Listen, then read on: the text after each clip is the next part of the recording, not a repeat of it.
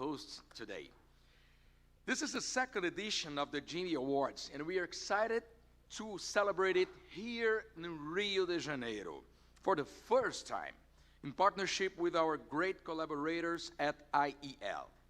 We are proud to have GIM board members, global partners, and innovation leaders from all over the world with us today to celebrate outstanding achievements in innovation and leadership. To start our day, I'd like to thank you, all of you, for being here and for your ongoing commitment to innovation. So, are you ready? Shall we?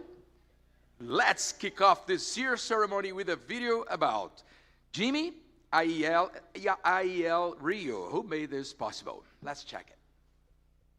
Introducing the GIM Innovation Awards, hosted by the Global Innovation Management Institute, the largest nonprofit standard certification board dedicated to innovation and innovation management, with a global network of over 18,000 members, spanning 116 countries and 20,000 individual certifications and more than 1,500 organization certifications issued.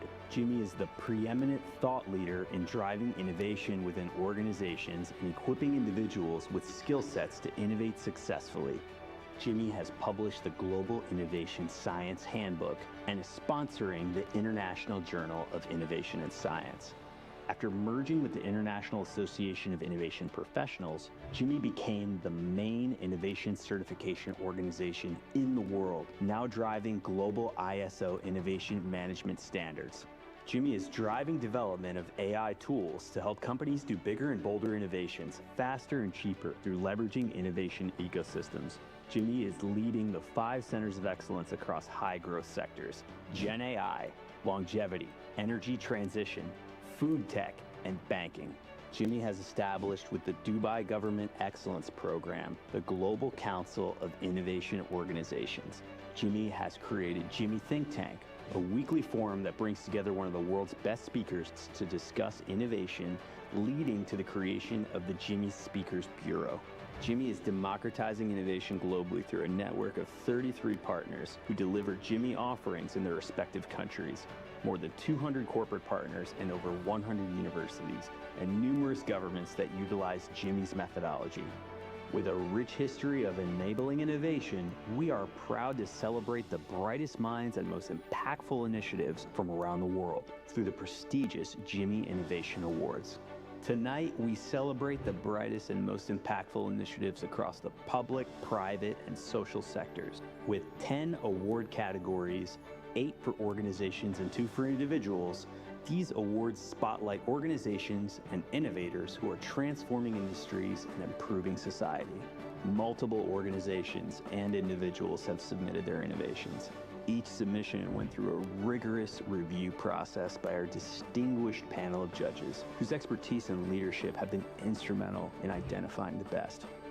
Today, we are happy to celebrate with the winners in Rio and honor those at the forefront of innovation, driving change across the public, private, and social sectors. This year's ceremony is made possible through the collaboration of our valued partner, Uvaldo Lodi Institute.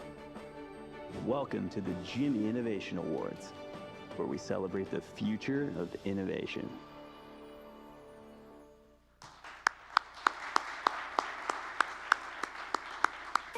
Já parou para pensar no tanto de coisa que a indústria faz para todo mundo todos os dias? Então olha só, a indústria faz os produtos que todo mundo se aproveita. Mas quem reaproveita é ela mesma. E cria novos produtos com o mesmo material. A indústria vive inventando uma nova tecnologia. E também vive reinventando. Sempre querendo ser cada vez mais inovadora. Ela pensa na educação e em oportunidades para os jovens. Até porque são eles que ajudam a repensar e recriar o futuro da indústria. É assim que a indústria cria o que está no nosso dia a dia e recria todos os dias, seguindo novos caminhos para ser mais forte e mais sustentável. A indústria cria, a indústria é mais.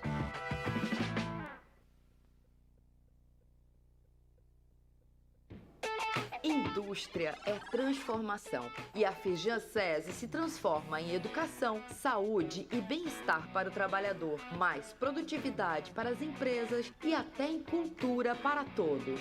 Com uma educação humanizada que também usa a ciência e a tecnologia, a Escola Firjan SESI desenvolve o pensamento crítico e de inovação com a robótica, atividades maker, gamificação e artes e transforma aluno em protagonista.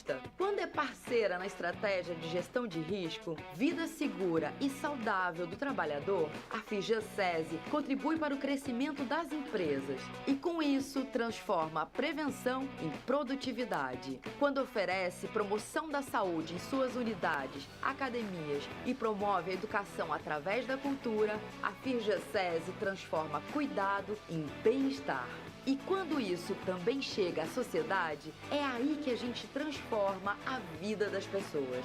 Viva a transformação!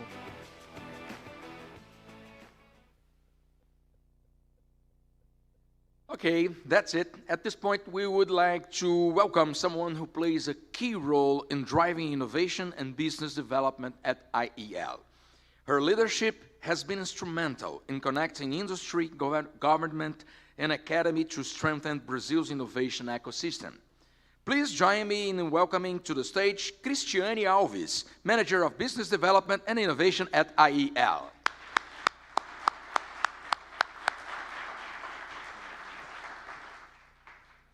Obrigada pela presença de todos. Para quem não me conhece, eu sou Cristiane Alves, eu sou gerente geral de desenvolvimento e inovação empresarial aqui na Firjan.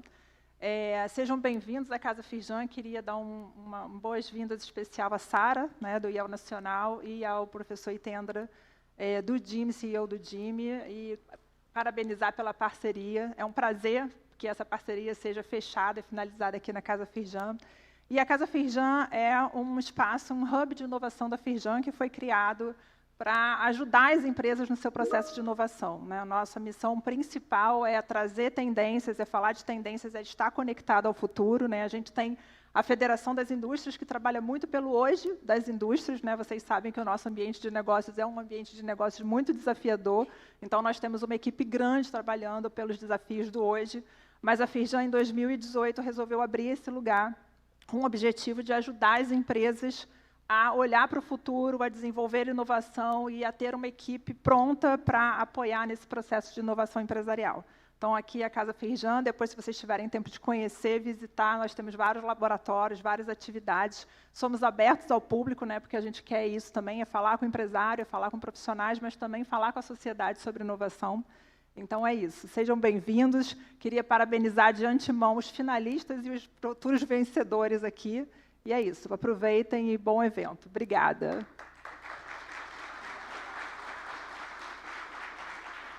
Obrigado, Cristiane. Thank you, Cristiane. Indeed, Casa Firjan is a must-see place here in Rio. Obrigado, Cristiane. Thank you, Cristiane. Now, to continue, it's my pleasure to invite to the stage Sara Saldanha Oliveira, Superintendent at IEL. Sara has been leading transformative initiatives that empower organizations to innovate with purpose. Please join me in welcoming Sara Saldanha Oliveira. Please join me in welcoming Sara Saldanha Oliveira. Boa tarde a todos e todas. É uma honra recebermos a edição do Prêmio GIM Awards no Brasil por uma razão extremamente importante. Vocês estão em uma das unidades do nosso sistema, o Sistema Indústria, parceiro da indústria brasileira e grande parceiro da construção de inovação e transformação no Brasil. Eu não poderia deixar de agradecer à Casa Firjan, ao Sistema Firjan, em nome da minha companheira aí, da Cris Alves, que foi, desde um primeiro momento, quando nós fizemos o contato e trouxemos para ela a oportunidade de sediar o prêmio, ela topou o desafio e já topou em alto nível. Disse, então vamos fazer na Casa Firjan. FIRJAM, que é onde a gente pensa o futuro, e nós estamos realmente na casa do futuro da indústria fluminense. Sejam todos muito bem-vindos. Nós estamos, no dia de hoje, vivendo um momento histórico para o Instituto Evaldo Lodge. O nosso instituto é parte do sistema indústria. Eu terei a oportunidade rapidamente de explicar para alguns que me perguntaram ontem o que é o sistema indústria. Eu vou tomar um tempo aqui, Ritendra, para explicar muito rapidamente como fazemos, mas o nosso objetivo nesta manhã, neste dia de hoje, é, de fato, incluir o Brasil no roteiro dos países que participam ativamente da premiação GIM Awards. A premiar e reconhecer práticas empresariais que priorizam a inovação é parte do trabalho do nosso sistema, que defende a indústria brasileira e trabalha pela indústria brasileira. E nós queríamos estar próximos ao GIM, que tem um dos mais respeitados e reconhecidos prêmios internacionais nessa agenda que é tão cara para a indústria brasileira, que é a agenda de gestão da inovação. Então, não é por acaso que nós estamos aqui, não é por acaso que os senhores e senhoras estão hoje no Brasil para conhecer o ambiente de inovação que nós construímos para a indústria brasileira. O Brasil é um país criativo, é um país que tem crescido em consistência nas suas práticas empresariais, um país que tem aprimorado o ambiente de negócios para que empresas globais aqui se instalem. Teremos, por exemplo, na tarde de hoje, a oportunidade de escutar as experiências de empresas líderes de mercado e hoje líderes globais nos seus segmentos. Então, nós precisamos trazer a inovação e a gestão da inovação como uma disciplina necessária para que a criatividade brasileira se transforme em constância para inovar. E é nesse sentido que o sistema indústria atua como parceiro das empresas. Nós somos uma holding de 4 entidades empresariais. O sistema indústria, como nós chamamos, dentro de uma lógica de atuação em rede, é hoje a espinha dorsal da competitividade da indústria brasileira. Estamos presentes em todos os estados brasileiros. Em cada um dos estados que os senhores e senhoras visitarem, vocês encontrarão uma federação de indústria que tem portas abertas para o diálogo com os empresários, o Serviço Nacional de Aprendizagem Industrial, que trabalha para formar os nossos colaboradores dentro do horizonte produtivo, pensando na tecnologia e pensando em inovação, em cada um dos estados brasileiros. O SENAI, Serviço Nacional de Aprendizagem Industrial, é hoje a maior rede privada de inovação do Brasil. Nós temos 16 institutos de tecnologia e inovação funcionando no país e recebendo financiamento. Por exemplo, é o maior parceiro comercial da empresa brasileira de pesquisa e inovação, a Embrapi. Então, percebam que o SENAI, que forma o trabalhador, está antenado com os desafios da inovação para que as nossas indústrias tenham condição de garantir o desenvolvimento e a gestão da inovação de uma maneira continuada. O SESI, Serviço Social da Indústria, olha a saúde e a educação do nosso trabalhador. Nós temos hoje a maior rede privada de ensino básico e ensino médio do país em número de alunos. Nós temos escolas em locais onde o poder público não alcança. E, em função desse trabalho, do trabalho com os jovens em todo o país, nós estamos mirando o talento do futuro da indústria. É por isso que o SESI se dedica a formar esse jovem, desde a educação básica, acompanhar esse jovem até o final do ensino médio, para que ele possa acessar os nossos cursos formativos e aí acessar a indústria. Então, percebam que quando eu falo do sistema indústria, eu estou falando de uma jornada que cuida de cada brasileiro, desde o primeiro momento na escola até o momento em que vocês agora estão, o IEL conecta esse talento e traz esse talento para a inovação, para a produtividade e para a competitividade da indústria. Então, eu disse que nós éramos 4 casas, uma casa que dialoga com o empresário, uma casa que forma os trabalhadores do futuro, uma casa que olha a criança e a sua estrutura familiar e educacional desde do primeiro momento na escola, e o IEL, Instituto Evaldo Lodge, que tem hoje o desafio de formar a liderança do futuro. Imaginem que hoje, na nossa escola, no SESI, vocês podem ter, ou podemos ter daqui a alguns anos, o superintendente ou a superintendente do IEL que esteja aqui falando com vocês em outras edições do prêmio. Essa é a cultura do sistema indústria. Então, quando nós falamos de uma entidade que atua sistemicamente no país, e eu lhes convido a conhecer, nós falamos de uma entidade que tem capilaridade, presença marcante junto ao povo brasileiro e muito interesse em trabalhar o desenvolvimento do nosso país por meio do fortalecimento da indústria.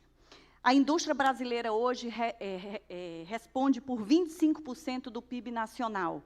Nós somos mais de 11 milhões de trabalhadores formais e representamos cerca de 2/3 da exportação do país. Com essa potência, é impossível não pensar a inovação como uma alavanca. E por que, então, o IEL, o Instituto Evaldo Lodge, se conecta ao GIM hoje para potencializar a sua atuação em gestão da inovação? Esse evento, para o IEL, representa muito mais do que o prazer de recebê-los, senhores e senhoras de 12 países que aqui estão, para esse momento celebrativo da entrega da premiação. Representa a chancela e a credibilidade que o IEL quer trazer para a visão de futuro de formar líderes neste país.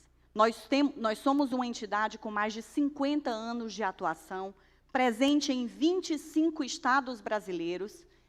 A coordenação desse trabalho acontece em Brasília. Hoje eu estou responsável por essa operação, sempre imaginando como nós podemos conectar o conhecimento que está na academia, que está nas universidades, nos institutos de pesquisa e inovação, às dores, aos desafios da indústria brasileira. E, claro, fazendo isso também com apoio e em articulação, em coordenação com o setor público brasileiro. Portanto, a participação do IEL neste projeto traz a oportunidade de que iniciativas promovidas pelo IEL, como, por exemplo, o programa Inova Talentos, que no último ano mobilizou 3.000 bolsistas em projetos de pesquisa, desenvolvimento e inovação, mobilizando mais de 150 milhões de reais em projetos de pesquisa, e com uma taxa de efetivação desses bolsistas nas empresas de 65%, é isso mesmo, 65% dos bolsistas que participam dos projetos do IEL são contratados pela empresa. Então, percebam, o IEL cumpre sua missão. O SESI começa na escola, o SENAI forma esse trabalhador, o IEL desenvolve a liderança, o talento e a capacidade inovativa, e volta esse talento para dentro da indústria. Percebam que quando nós falamos de sistema, nós estamos falando de um sistema fluido, de 4 entidades, 4 empresas, que têm sua própria natureza de atuação, mas que olham para o futuro do Brasil juntas. Premiamos esses talentos. No início de dezembro deste ano, reconheceremos os finalistas do Prêmio IEL de Talentos. Foram 757 projetos inscritos em 22 estados brasileiros. Estudantes, bolsistas que estão mobilizando e transformando a realidade das suas indústrias nos seus estados. E agora, professor Ritendra, com a aproximação com o GIM, a possibilidade de nós termos conexão com metodologias internacionais, conexão com o trabalho de certificação e de orientação continuada dessas empresas, para que o IEL seja, no Brasil, uma plataforma de aprendizado de como a inovação deve ser gerida como uma disciplina que requer atenção, confiança e consistência. Eu parabenizo todos os finalistas do prêmio e já deixo aqui, Ritendra, a provocação. Gostaria muito de, na edição 2026, ter as nossas empresas empresas atendidas pelo projeto Inova Talentos, empresas atendidas nas nossas iniciativas de inovação, participando da seletiva 2026 do Prêmio GIM. Eu agradeço a presença de todos e digo que vocês estão aqui num momento decisivo para o nosso país. Vocês participam de um momento em que o Brasil, como uma coalizão articulada pelo Sistema Indústria, tenta promover a profissionalização da gestão da inovação. E a boa notícia é que nós contaremos com o apoio do GIM nesse grande desafio. Nós estamos comprometidos com a missão de ajudar que mais empresas brasileiras conheçam práticas internacionais, aprimorem os seus processos inovativos, se conectem com empresas globais e de referências globais, mas, principalmente, que as pessoas estejam no centro dessa estratégia. Eu agradeço, Ritendra, pela confiança de nos permitir recebê-los e sediar esse prêmio. Agradeço a cada um de vocês que acreditam na inovação e no poder transformador da inovação. E para os participantes brasileiros, pela parceria de estarem aqui em um dia em que a gente segue avançando na construção de uma nova indústria, porque teremos um novo Brasil. Muito obrigada.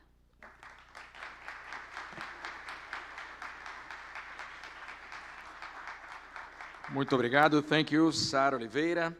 And now we're happy to invite to the stage for his remarks our host, the Chief Executive Officer at the Global Innovation Management Institute, Dr. Hitendra Patel.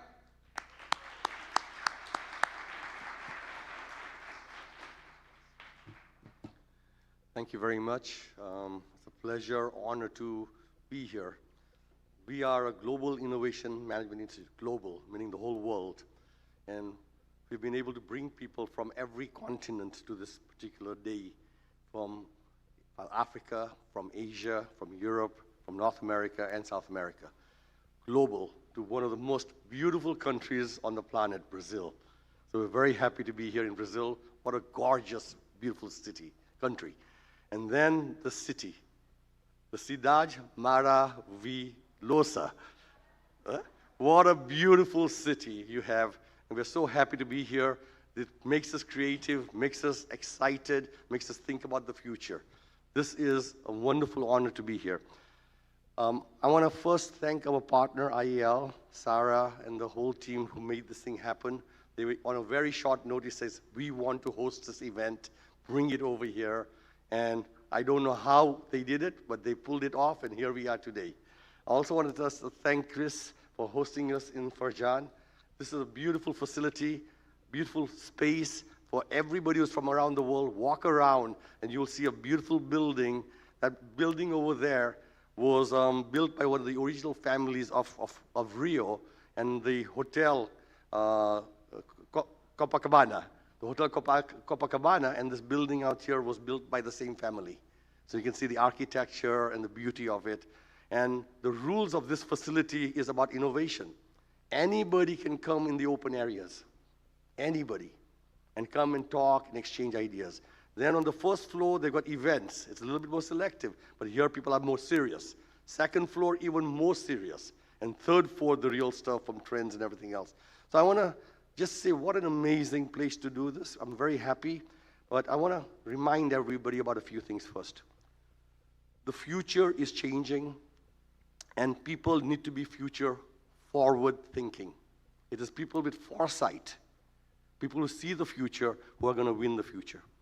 And you are those people, number one. The second thing that's really important is it's very hard to see opportunity when there is risk. But we need more people who think in terms of opportunity and not in terms of risk. Because if you see opportunity, you'll take a step forward. And that's a mindset. A mindset has to be created with our children, and those children have to become adults, and our school systems, our governments, our companies, train us to follow all the rules. And following the rules all the time is not good for innovation. You have to be able to know which rules to follow, which rules to make, and which rules to break. And if you can do those three things correctly, you'll innovate. Never before have we needed more people thinking that the glass is half full. Never before have we needed people who actually take a step to drive innovation. And never before have we had bigger problems than the problems that are facing us from climate change, from energy, from all the different crises that is out there. We need you. So today, we are very happy that our innovators are here to present their great ideas and see who the winners are. We also have a great panel of witnesses, because when you innovate alone, in silence, in your own room, nothing happened. We need witnesses for your great success. And so we're really happy to have all of you here for this particular ceremony. But even more important, I'm also excited about the next thing we're going to be doing is signing an agreement with IEL as a proper partnership so we can help Brazil and work with Brazil to move this innovation agenda forward. So with that, thank you very much for having us, and thank you everybody for flying from all over the world to be here, and the judges and city of Rio de Janeiro, the state of Rio de Janeiro, and the country of Brazil. Muito obrigado. Thank you, Dr. Patel. I'm going to ask you to take a seat on the main table, please. Em Sara, eu vou pedir a você a gentileza de retornar aqui também, por favor.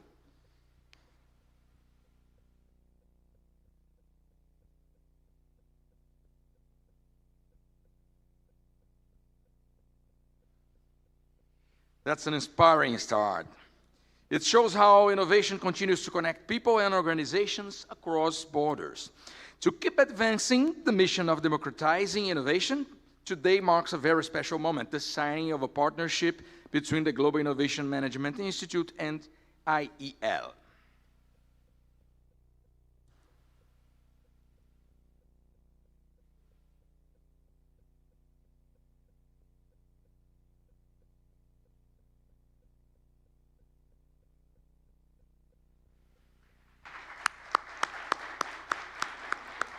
I'm going to ask you to show the document, please, for the photos.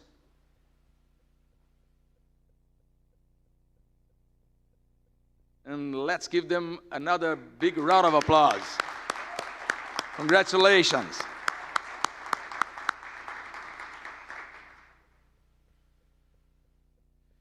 And now it's my honor to introduce our first keynote speaker for the evening. You already know him.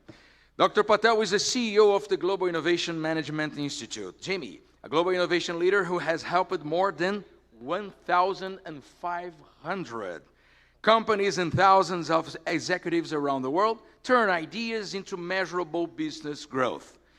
A renowned professor, author, entrepreneur, and innovator, he has been instrumental in shaping global innovation standards through the Global Innovation Management Institute. Today, Dr. Patel will speak about disrupting innovation management through AI-powered innovation tools, a topic that sets the tone for our theme today on innovation management. He will explore how AI-driven tools can help organizations of any size move from ideas to real impact with greater clarity, speed, and smarter execution. Please, ladies and gentlemen, Dr. Patel.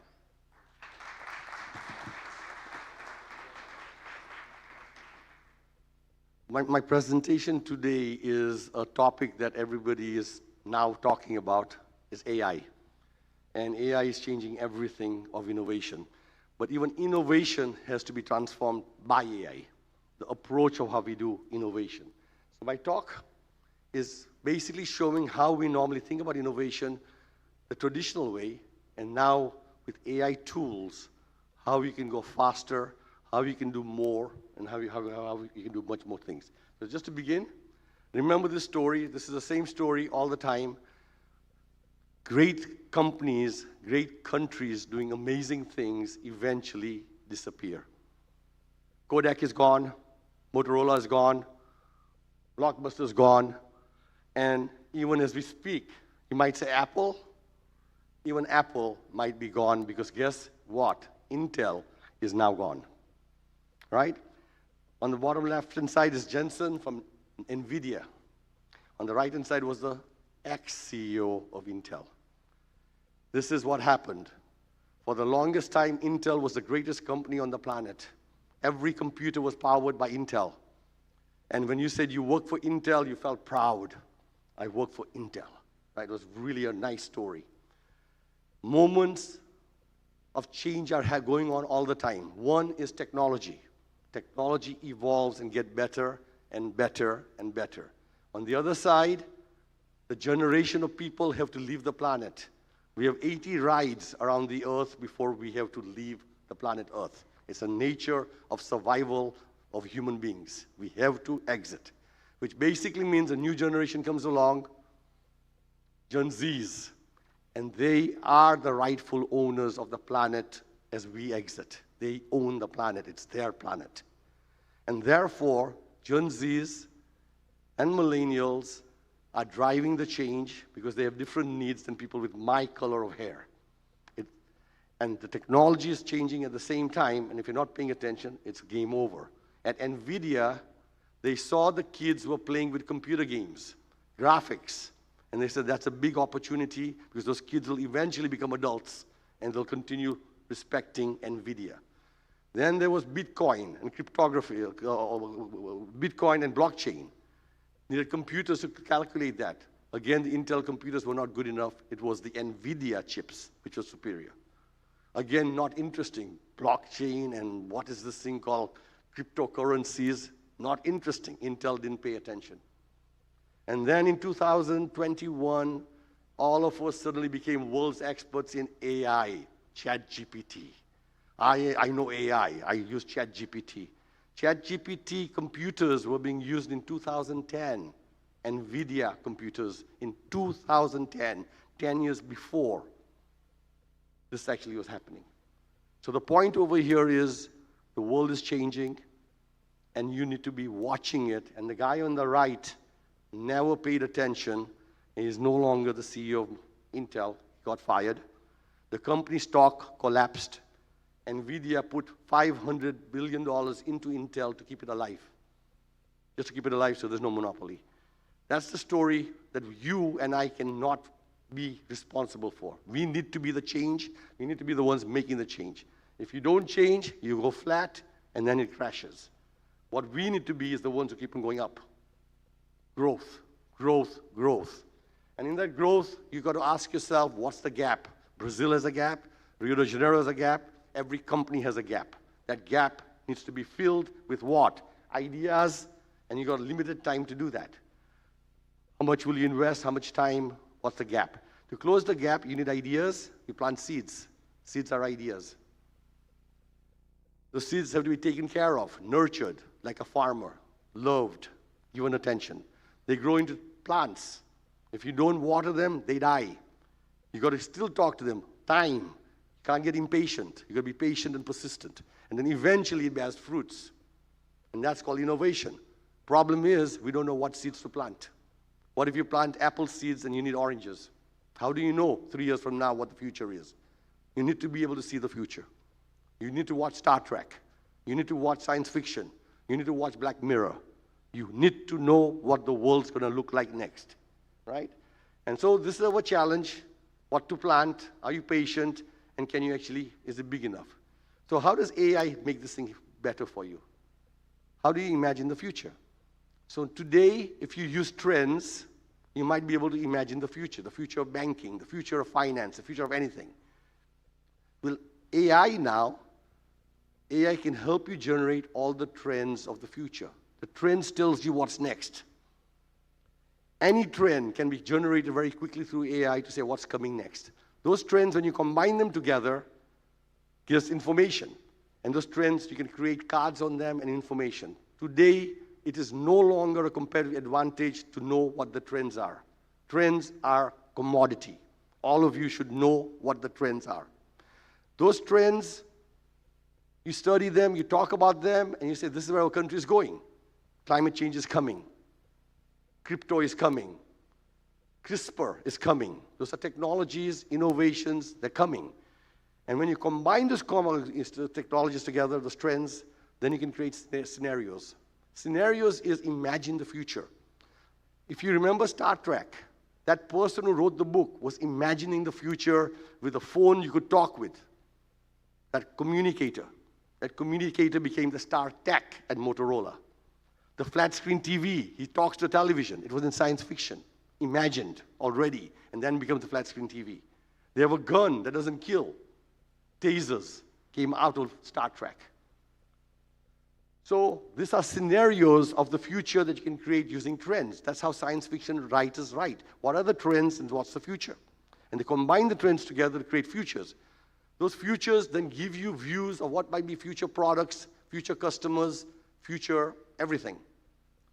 And if you look at any of those combinations, you can see that if you were to choose some trends, you can see a future where Asia will be the winner.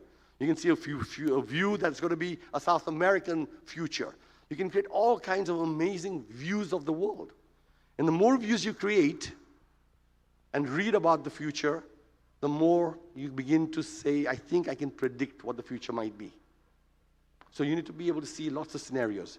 So imagine if you could just generate not just one scenario, but thousands of scenarios, one after another. AI can do that. AI can do it in 3 minutes. What used to take McKinsey and BCG a whole morning, a whole day to generate one set of scenarios can now be done with AI in less than 5 or 10 minutes. And those scenarios, not just one, not just two, but 1,000 scenarios at one time, so you can see all those future possibilities of what the world could be next. Imagine how fast we can think now. If you take those scenarios, you combine them, you're looking for your next opportunity areas, where to play next. And the where to play next is all the ideas. What are the next big ideas? Those scenarios generate ideas, not one idea, but 5,000 ideas in less than 10 minutes. 5,000 future ideas in less than 10 minutes, right? AI does that. And then you look for groups in there, and you say, what are the groupings? And you can find groups of ideas which are similar and related.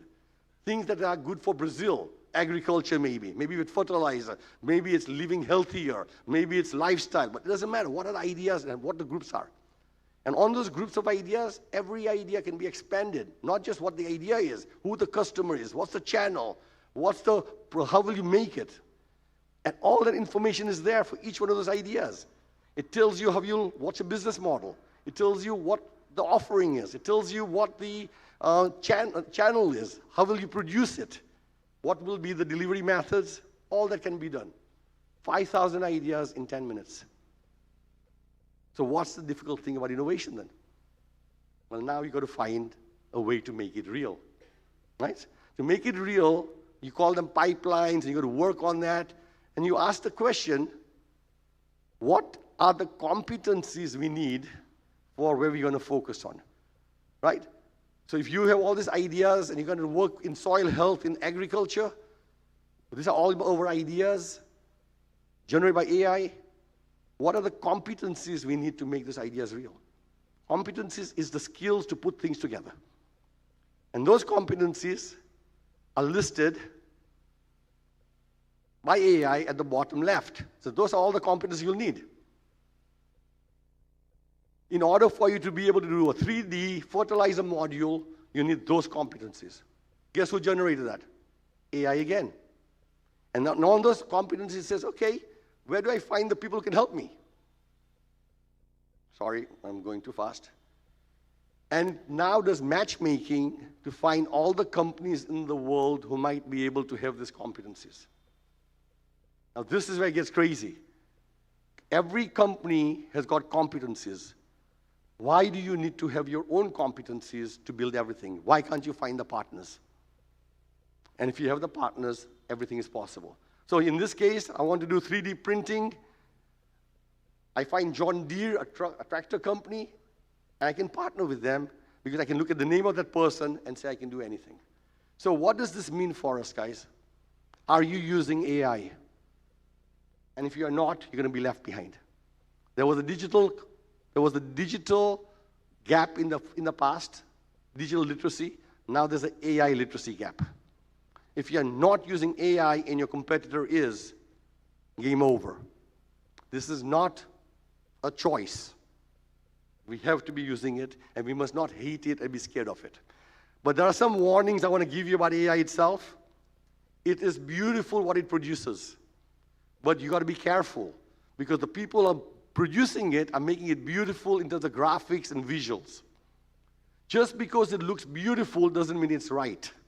You need to read it. You need to have that idea inside your head, not in the head of the machine or the PowerPoint or the PDF. The second part is it comes too fast. Too many ideas, too much stuff comes at you. There's information overload. So how do you choose? And we've got to somehow slow things down for our brains to understand what's going on, right? The validation, yes, ask, where did the data come from? Some of it is imagined, some of it is made up. You've got to pay attention to that. And then, of course, because it looks nice, people are saying, oh, it looks nice, I'll just give it to my boss. I'll just print it and give it to my boss. That's not how it works. And then, ultimately, to own it, it's got to be in your head, so you've got to give it some time. So with that, I want to just, first of all, share with you where AI has gone. And if you are surprised by any of those things, trust me, whatever you saw today, tomorrow it will be better. And trust me, the next day, it'll be 10 times faster, 10 times better, and everything else. So the future is now. Never before could you work on bigger, bolder, and better ideas, faster and cheaper. Thank you very much.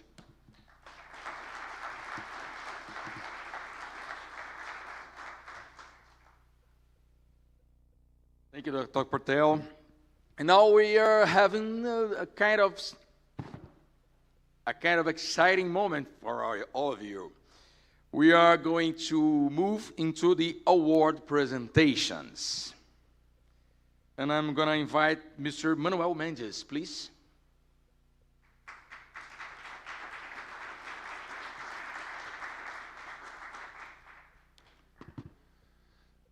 So, good afternoon, everyone.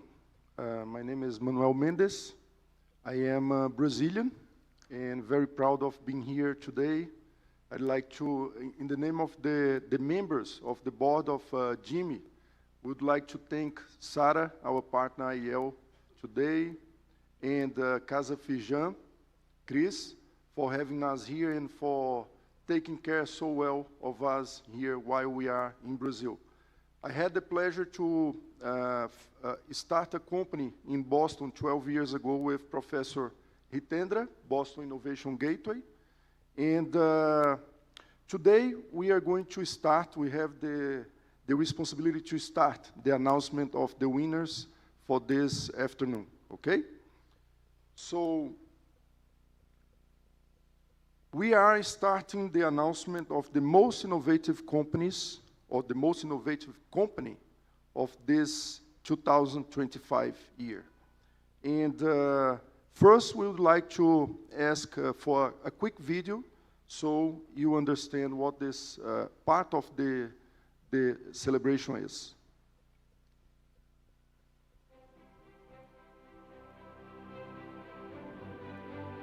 The Most Innovative Company Award recognizes organizations that demonstrate exceptional vision, leadership, and a sustained commitment to innovation. The finalists of this category are Bank of Africa, Promigos, Bank of the Philippine Islands, and Roshan.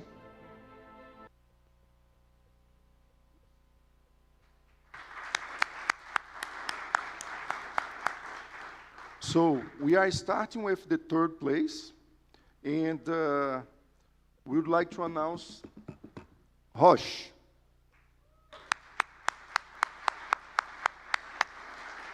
Roche is joining today the event online, okay?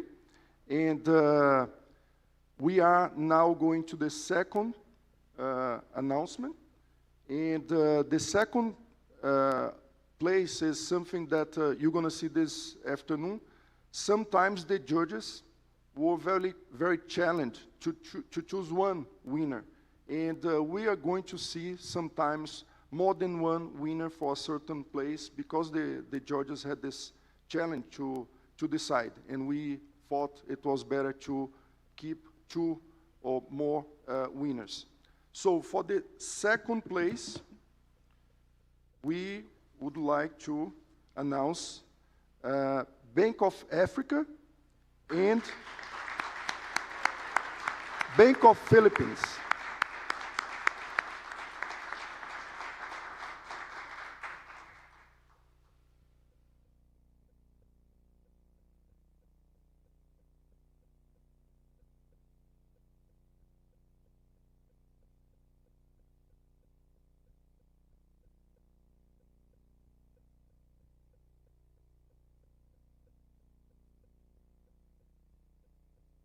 just a quick word to say how honored I feel and humbled being here with you, with such incredible people, passionate people. Thank you very much for this prize, and believe me, this gives us an incredible boost to keep walking the path of reinvention and innovation, believe me. And it reminds me, of why we went on that journey in the first place. Believe me, it was to shape the future of Africa, that incredible continent with such tremendous potential, a continent that needs every talent, every new idea, and every human being that believes in the power of change. So thank you very much. This prize means the world to us. On behalf of our teams, thank you very much.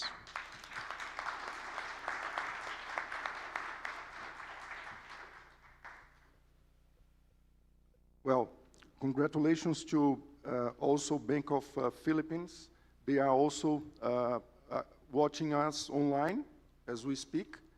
And now, of course, we are going to the announcement of the first place of this category.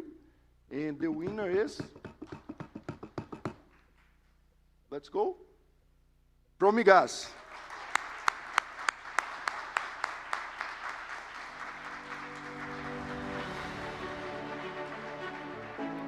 Promigas is a Latin American gas, energy, and financial services company. For us, innovation is part of our strategic objectives. Innovation is declared as one of the 5 enablers of our 2023 strategy, looking at 2030 and 2040. In Promigas, building a culture that fosters innovation is key to what we do. Engaging employees across our different companies in our innovation journeys, in open innovation opportunities, but also in key innovation projects allows us to reach higher levels, to achieve results that people believe it could not be achieved. In 2024, we reached about $160 million in savings and revenues from about 200 innovation projects across the company.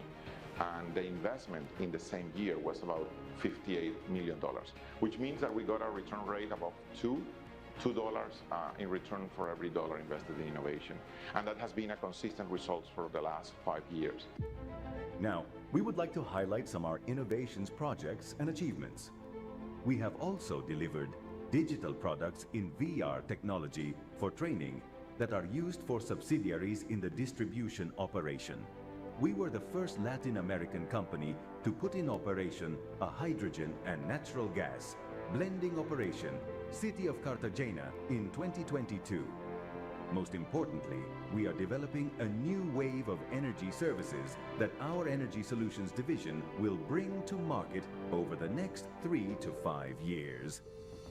That's how innovation continuously deliver on the value of generating revenue for the company in the now.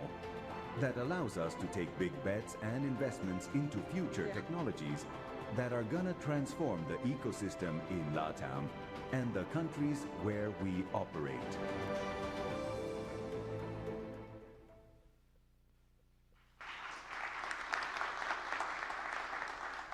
Well, good afternoon, boa tarde. I'm very pleased and also nervous to be here, but on behalf of Promigas, I want to express our sincere gratitude for the GIM Institute and IEL for recognizing companies that are making innovation part of their DNA. It's been an honor to be among such outstanding nominees that are driving transformation through innovation. For Promigas, innovation is an enabler of our 2040 corporate strategy, and this recognition inspires us to continue building a more sustainable, innovative, resilient, and efficient energy future for Colombia and for the world. So thank you again to all the organizers, collaborators, and especially our innovation team in Colombia, whose creativity and hard work has been possible to make this.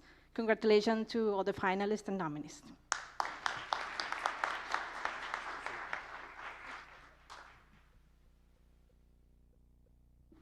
not a surprise to see a Colombian company in the first place of this category. For those who don't know, Colombia is one of the most innovative countries in Latin America, and we have a lot to learn with them. So with that, I'd like to invite to the stage our next host, Eduardo Diogo from Casa Brasil.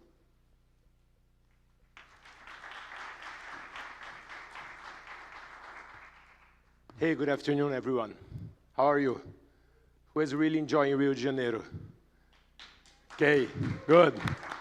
So we are going to do a kind of relay race here. So I'm gonna pick up where Manuel Mendes, my good friend, left off. Then afterwards, I'm going to pass the baton to Brent, and then so on. We're gonna do that. So my name is Eduardo Diogo. I'm the CEO of Casa Brasil Innovation Hub. Very good to be here, Hitendo. And all of you are very, very welcome to Rio de Janeiro and to Brazil, okay? Not only this time, but for the next times as well. So we are going to present the finalists now. We're gonna watch the video for the most innovative, oh, I was reading, couldn't read. The most innovative government entity award. So let's please see the finalists. The Most Innovative Government Entity Award recognizes public sector organizations driving impactful innovation aligned with broader economic and societal goals. The finalists are Ministry of Energy and Infrastructure, Dubai Police, and Curitiba's Development and Innovation Agency. Good. So now we are going for the third place first, which is the Dubai Police. Congratulations. They are online. Okay, so we are going to jump straight to the second one. And the second place is the UAE Ministry of Energy and Infrastructure. The guys are here. Congratulations.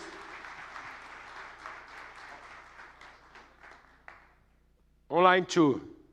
Online as well. Okay, that's the new world, especially after the COVID-19.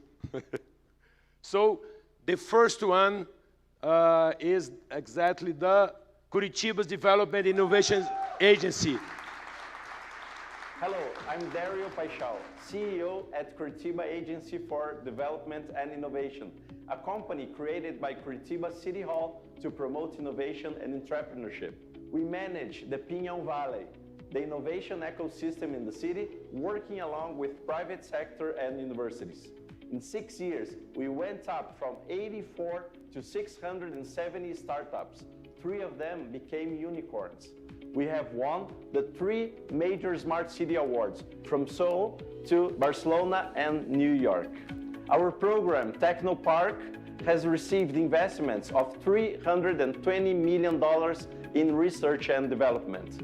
We are the 3rd best city for startups in Brazil, the first to test delivery by drones, and host the United Nations Environment Program for incubation of environmental impact startups. We also host the 2nd biggest Smart City Congress in the world, and we hope to see you in Curitiba next March.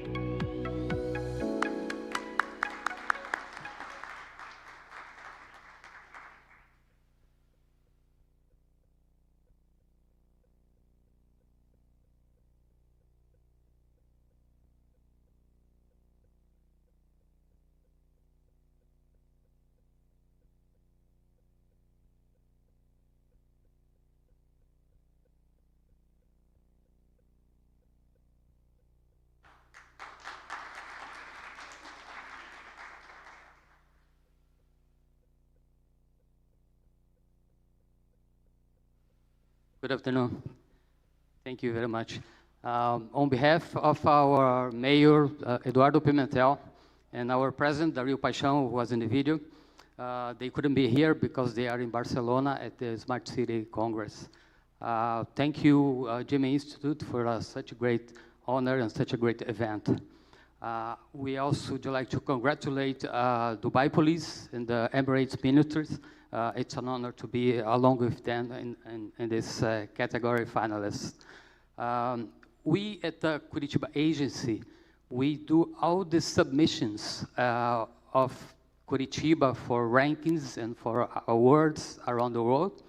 And fortunately, We have won quite a few of them, but this one is really, really special for us at the Curitiba Agency, because this is the first time that we submit our own company in a award, and we already succeed at this high level. So congratulate all our team at the agency that do such a great work every day for our city. And also I need to mention our ecosystem of innovation, which is called Pinhão Valley. We wouldn't be here without the Pinhão Valley. Instituto Evaldo Lodi, the FIEP and Senai in Curitiba are also great partners. They are members of the Pinhão Valley in Curitiba. So we want to share this victory with each one of them in the ecosystem of Curitiba. This represents the quality, the power, and the innovative spirit of Curitiba. Thank you very much.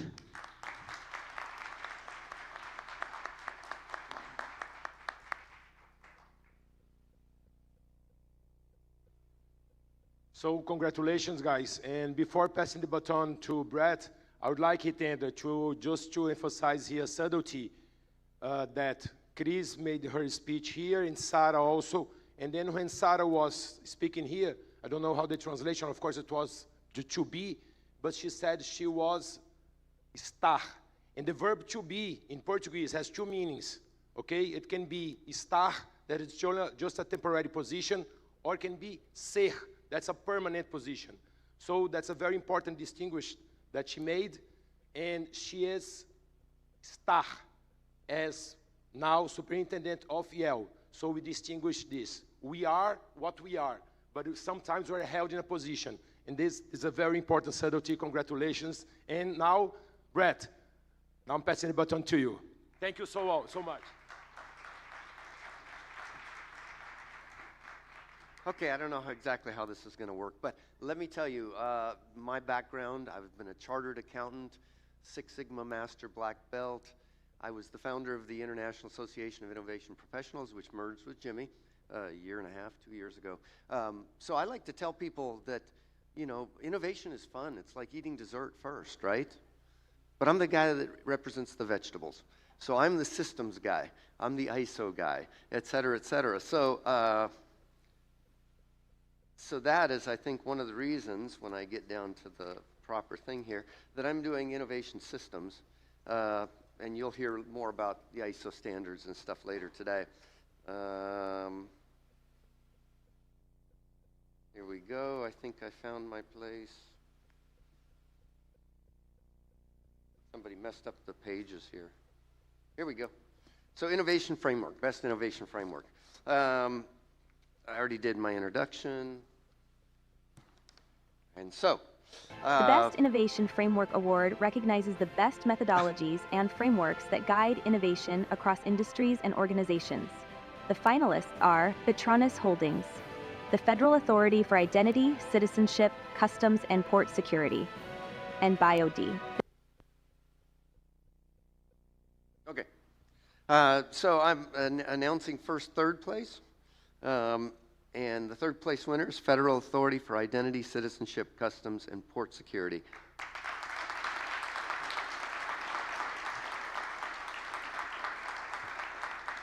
And that is the UAE, by the way.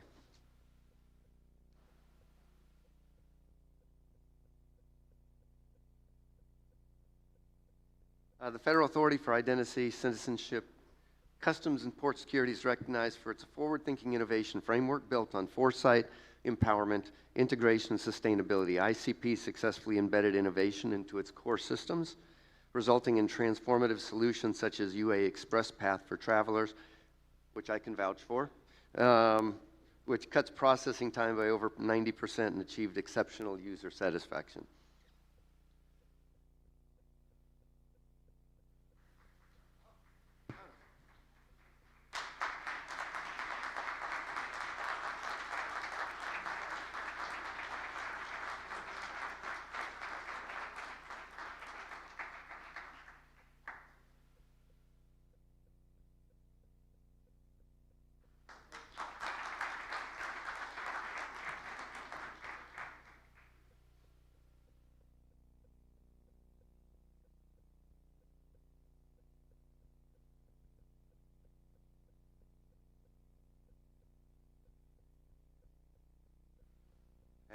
moving along, the second place winner will be Patronus Holdings. Congratulations. Patronus is recognized for developing the Enterprise Innovation Ecosystem Framework, holistic model that embeds innovation across the organization by aligning initiatives and enterprise goals, strengthening portfolio management, and driving transformative impact through disciplined execution.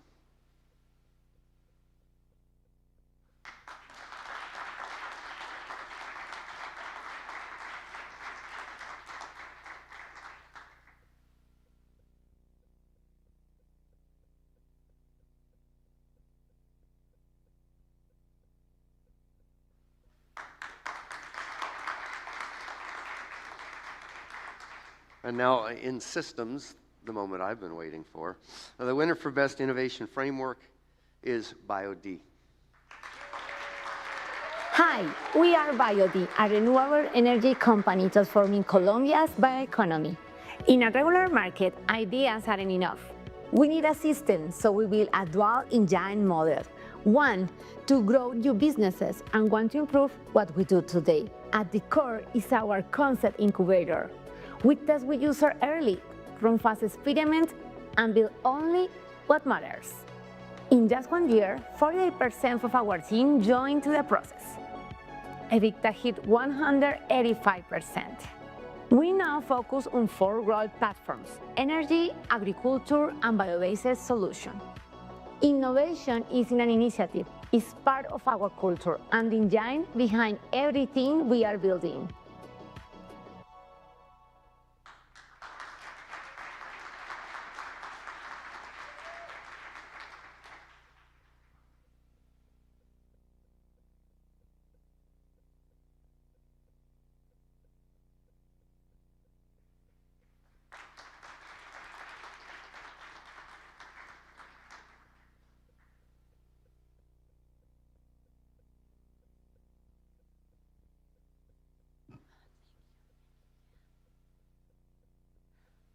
Oh my God, I'm so nervous right now. I'm so excited to be here. Very incredible honor to receive this award on Brazil on behalf of BioD, on all the people who made this possible.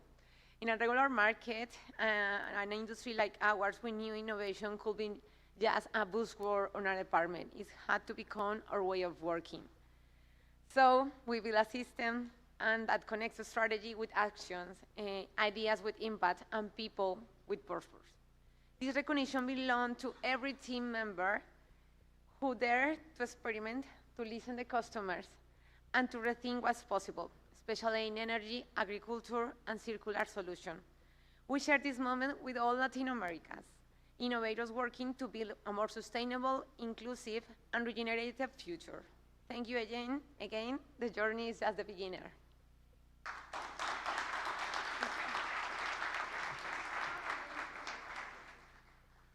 It was a pleasure to announce the winner of the Best Innovation Awards framework category. Now let's move on to our next award.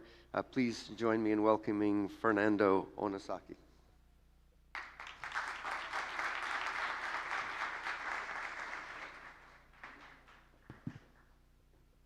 Hello, everyone. My name is Fernando Onosaki. It's great to see you all here. I'm a partner in Brazil, Excel, and also a partner for GIM in Brazil.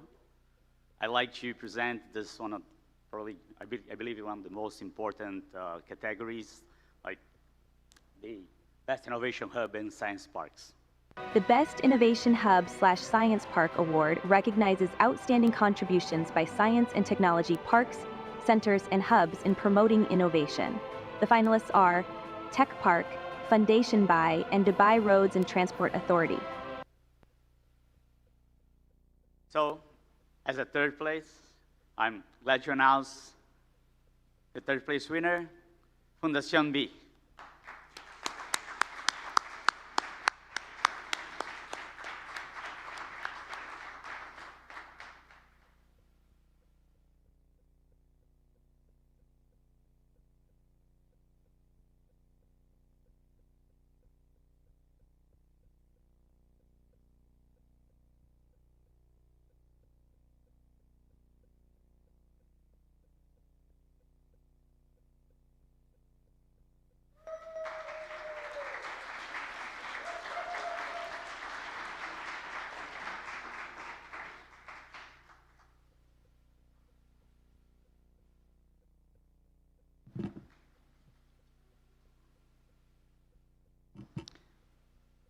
So just as a disclaimer, the Fundación BE, the company, is recognized for transforming innovation into a driver of social transformation by building a unique ecosystem in Guatemala that integrates across the capital, technology, and infrastructure, and specialized mentoring. This model empowers entrepreneurs from vulnerable communities to create sustainable, scalable business. Okay.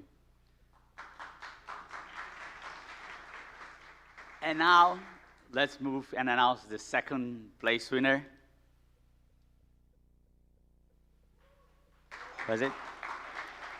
Technopark Cabo Verde.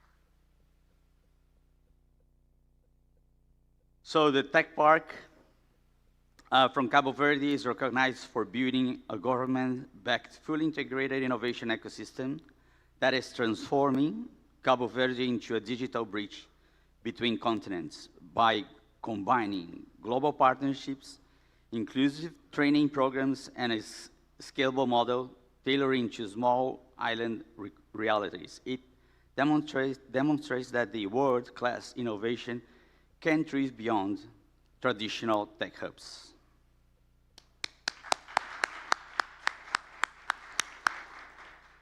And now, let's announce the first place. RTA, Dubai Roads and Transport Authority. I know they are online, so congratulations. Scale Up Mobility is the first government-led mobility accelerator in the MENA region, launched by Dubai Roads and Transport Authority to reimagine how innovation enters public systems.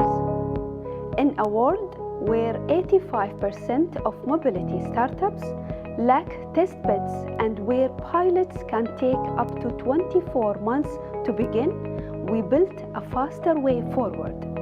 With Scale Up Mobility, the journey from idea to pilot takes just 5 months, a 72 reduction in cycle time.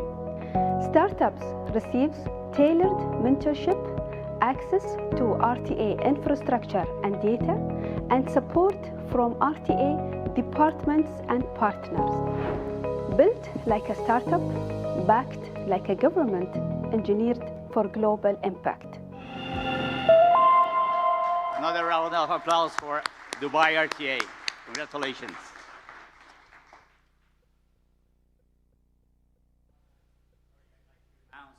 Invite my friend, colleague from Boston Innovation Gateway, Julia Baranova.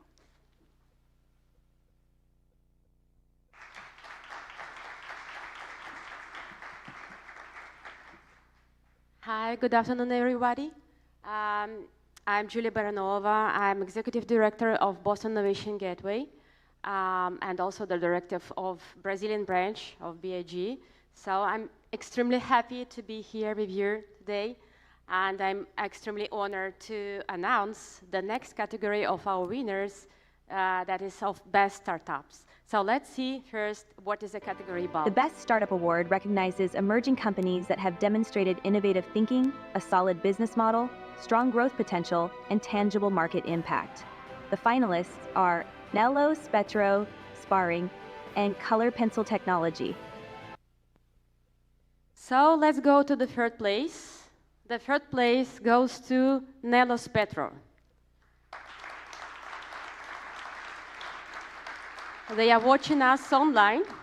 So just to make a quick introduction, Nello Spetro is recognized for transforming accessibility into innovation through AI-powered platform that concerns the autistic community, businesses, and institutions. By building a scalable, data-driven ecosystem, the company is setting new standards for inclusion, technology, and meaningful social compacts. Congratulations.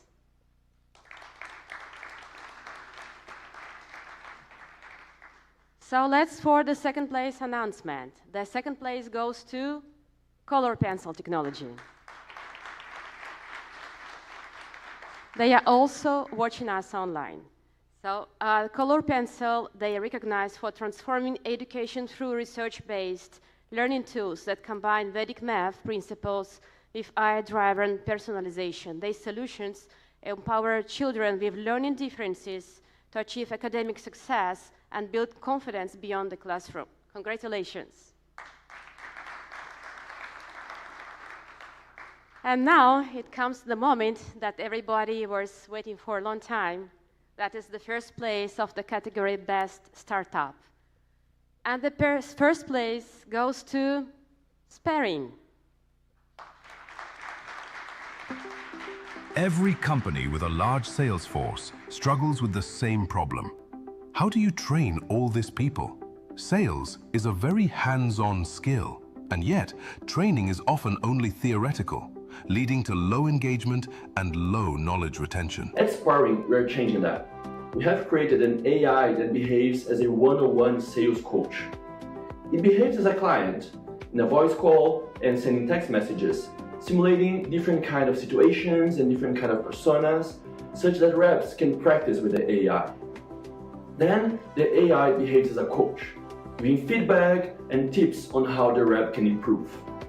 We use information from our clients and their leads to personalize the AI to their own scenarios, so that it can be applied to any industry. Over 20 of the largest companies in Brazil and the world already use Sparring to train their teams, achieving an increase of sales conversion of up to 20%. At Sparring, we are completely changing the way we think about sales training.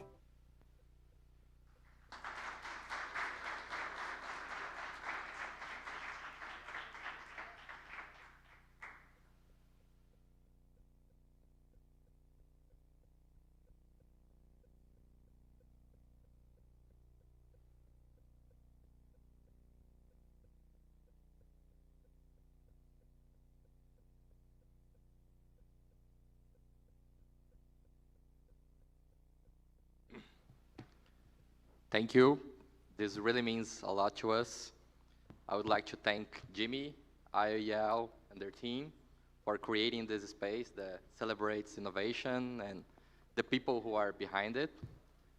As entrepreneurs, as a startup, we live with uncertainty. We fall many times, we need to get back up, and I think that moments like this just reminds us and reinforces that we are in the right direction. I would like to thank our customers, some of the biggest companies in Brazil, such as XP, Stone, and Petrobras, for trusting us so early, our team, and everyone here that believes that in this AI era, focusing and investing in human training and human transformative really matters, and not only technology, but also on the human side. Thank you, everyone.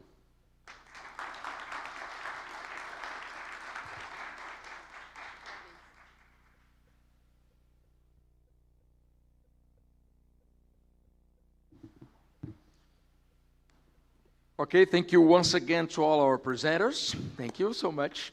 And congratulations to our winners for their outstanding contributions. We've seen inspiring ideas and impactful work so far. And now it's time to move into our first panel discussion. Our team is already fixing the stage. And in this panel, we will explore making innovation real in complex organizations. This panel will bring together global leaders who are making innovation real in their region and industry. So, I would like to welcome to the stage Mariam Tahiri, Learning Officer at Bank of Africa Academy, Danny Carrion, Business Development Specialist at Vale, and Valdir Assis Jr., Specialist in Industrial Development at CNI. To lead this discussion, let's welcome Adi Alon, Managing Director at IXL Center. Thank you. Welcome. Please.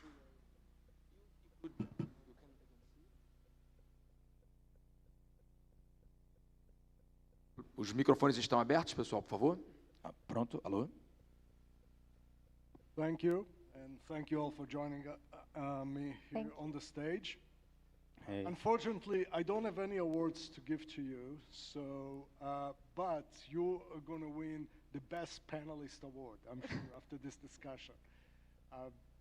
So first, before we start, if you can just say a few words, introduce yourself and your organization, and then we'll go through a discussion about how you drive innovation in complex organizations. So why don't you, Miriam, just say a couple of words about yourself? I'm Mariam Tahiri, all the way from Casablanca, Morocco. I represent the Bank of Africa Group, which is a Pan-African banking group present in over 30 countries worldwide, particularly in Africa, but also in Europe and Asia. I have the privilege to lead the academy of the group, which is in charge of executive education, and our project, the project we worked on for 5 years, was transforming the academy from a traditional training center into a truly learning hub. Serving all our entities, especially in Africa. Yep, thank you. Hey, good evening to everyone. I'm Danny. I'm honored to be here, representing Valley.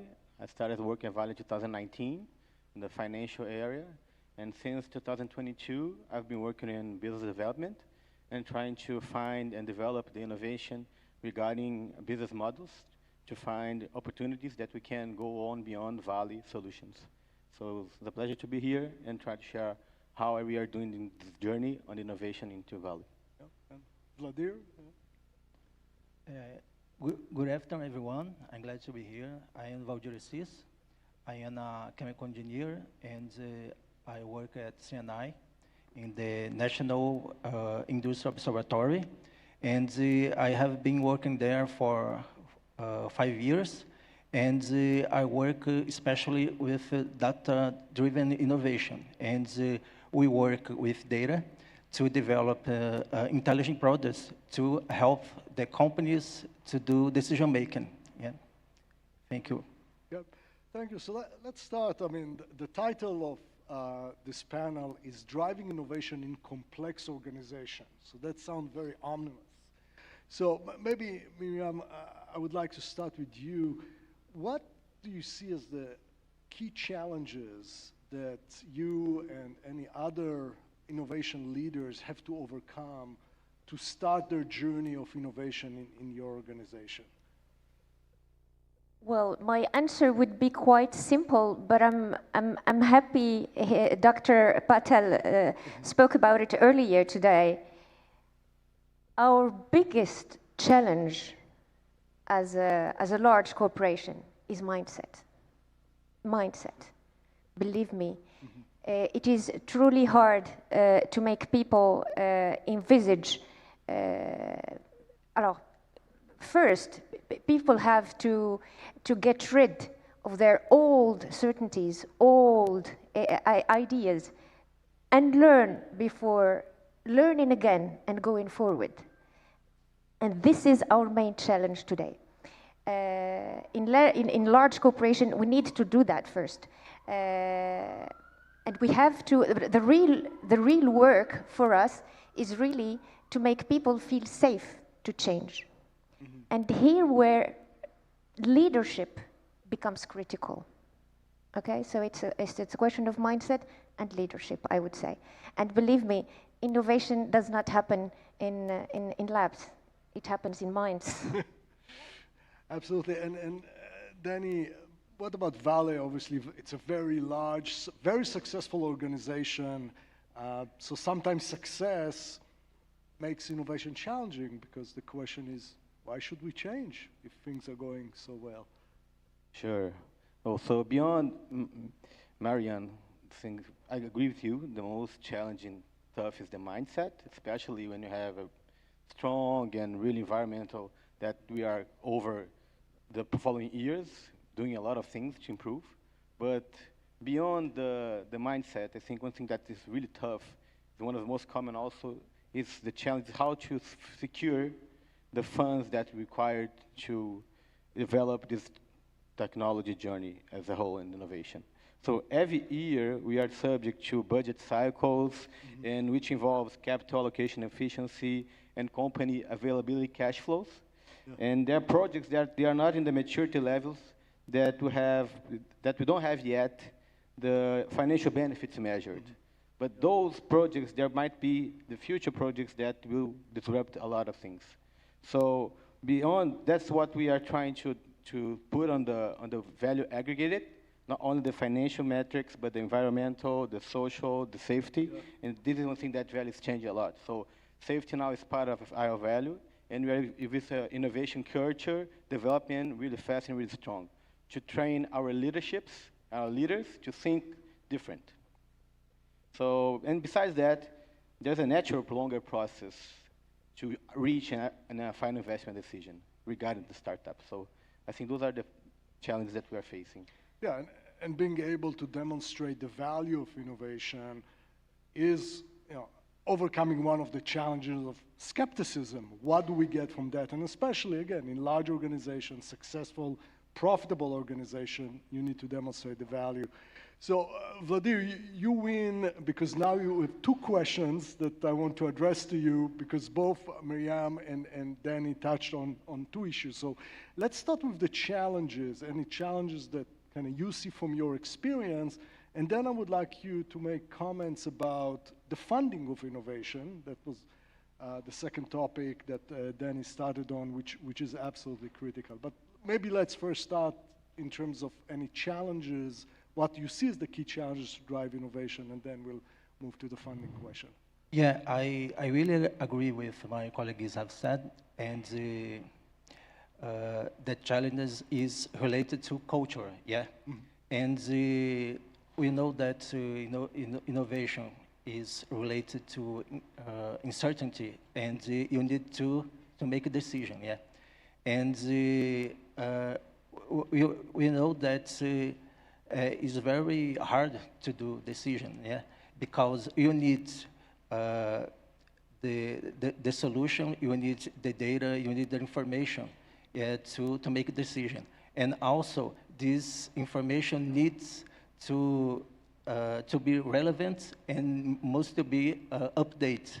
And I have an example to tell of all of you what you have been done to help to solve this. Yeah, we have a platform that we call it Innovation Atlas. Yeah, and the Innovation Atlas is a tool that we developed last year, and we have it's about 104,000 innovation assets. Yeah, and so you have a mapping of startups, research centers, patents, incubators, technological parks. And why did you do that? Yeah, is to help the companies to find the best partner, yeah, to choose and to develop your activity of innovation. Yeah, so we have trying to do this on the observatory to help the decision making. Yeah, so and I want to just circle back to the question around funding, and Miriam, directly to you. This is a question for me. That's a question for you, but with a little bit of a twist. So, and the reason I'm really interested in your perspective is you work at a large bank, and I remember when I work with financial services institutions on innovation, I particularly remember one case where I walked in and I asked them a question about funding. How do you fund innovation? And they started to describe it to me and said, we do pilots for innovation, we get funding for them. So, that's kind of interesting. So, what is a pilot? Can you describe it to me? And I said, yes, we come up with a new financial service product, we launch it to the market, we see the response, and I said, how much does it cost? They said $25 million. Said, hold on, this is not a pilot, this is not a test. You are launching a product. So their framework around innovation was very different. And obviously, every pilot has to succeed if you put $25 million, you know. So I'm interested to hear, especially in the financial services sector, where risk management is so important, where measuring value and measuring profit and measuring risk is so ingrained in the company culture, how you approach funding of innovation? Thank you. This is a very good question. But I may shock you. Well, we are a banking group, right? And I am a former investment banker. Let me tell you something. I have learned one thing, being a banker for over 20 years, before coming into executive education. I'm not that young, huh? I've learned one thing. Good ideas always find funding. Always. Trust me. Yeah. Now, innovation needs persuasion. For innovation, persuasion is as important as finance. Yeah. And then innovation needs a good storytelling. You have to find a story that connects logic with emotion. And beyond the KPIs, the ROI and stuff like this, you have to prove why such a project matters, why it matters, really. It's plainly that. That way you can secure your funding. Now, how to make it sustainable? Believe me, you need influence, credibility, and quick wins. You have to show that you can succeed. And that way, once you build that trust, okay, funding becomes a natural conversation rather than a battle. Voila. Thank you. I think that's absolutely the right approach. And in many companies I work with, some of them adopted a venture capital type mindset to funding, both in terms of how we fund in phases, how we manage risk, how we define a portfolio. We can have a whole conference just on the funding issue. I want to turn Danny to another issue, actually building on Hitendra's presentation. He talked about AI and the role of AI in innovation, the changing world we are facing. And I'm curious to hear at Vale, as you look at Vale, your current innovation effort, perhaps plans for the future, where do you see the role of AI? Maybe if it's already playing a role, or where do you see it in the future? And I'll ask it to other panelists the same question. Great question, and this is a really new topic for me as a whole, I think for most of people inside this room. But every panel and every time that I research, and I just passed in an Expo Zebran meeting and presenting some innovations that Vale is working a lot. And AI in Vale is disrupting a lot of things that we do. So since 2019, Vale has developed an AI center in Vitória, trying to improve the way that we do the maintenance in railroads, the maintenance and the planning of mining. And now we already have a lot of autonomous mining, autonomous ports. So the AI is in our systems, playing a role since 2019. And now the main force that I think in the effort in these last few years is how to democratize the AI into the whole workers. So we have trainings, and we have already seen efficiency improving, working, and they're using the Copilot and a lot of new tools that can help us to efficiency on the corporate level, not only on the operational excellence. So those are the things that we are seeing and doing since 2019. Vladimir, the same. Yeah. Okay, in the observatory, we have been using AI to working with data to analyze the data. And you have a data lake, And this data lake, we can combine many Brazilian database. Yeah, we have more than 200. Yeah, and you have been used this base to create products and help our clients to decision making. Yeah. So that's it. We have been used a Microsoft platform called Azure. Yeah, and we have all this data in this environment, and it's possible to combine this data and the AI that you have been used give us some suggests how to use this data in a better way. And also they give suggestions to us to create graphs. So it's very nice. Yeah. And I'll give some example around AI use of data in the consulting industry. But first, Miriam, I want to get your perspective on the role of AI, current and future, in the Bank of Africa. I totally agree with Hitendra when he said that every day, it's no more an option. AI is no more an option, actually. For the banking sector, it's truly a game changer. And I personally view it as a massive opportunity for our entity, for our group, for our country, and even for our continent to leapfrog into a new future. Really. And I know, and hopefully, thank God, our leadership also believes in the power of AI, and everybody is getting really into it. Thank God. Now, at the Bank of Africa Academy level, we are trying to redesign our workflows. We are in the process of designing AI agents within the academy to make things differently. And we have launched our acceleration lab to offer support to different business units to explore their own use cases. And it's really promising, really promising. Now, our mission as an academy is really to offer support to everyone and to make AI make us more,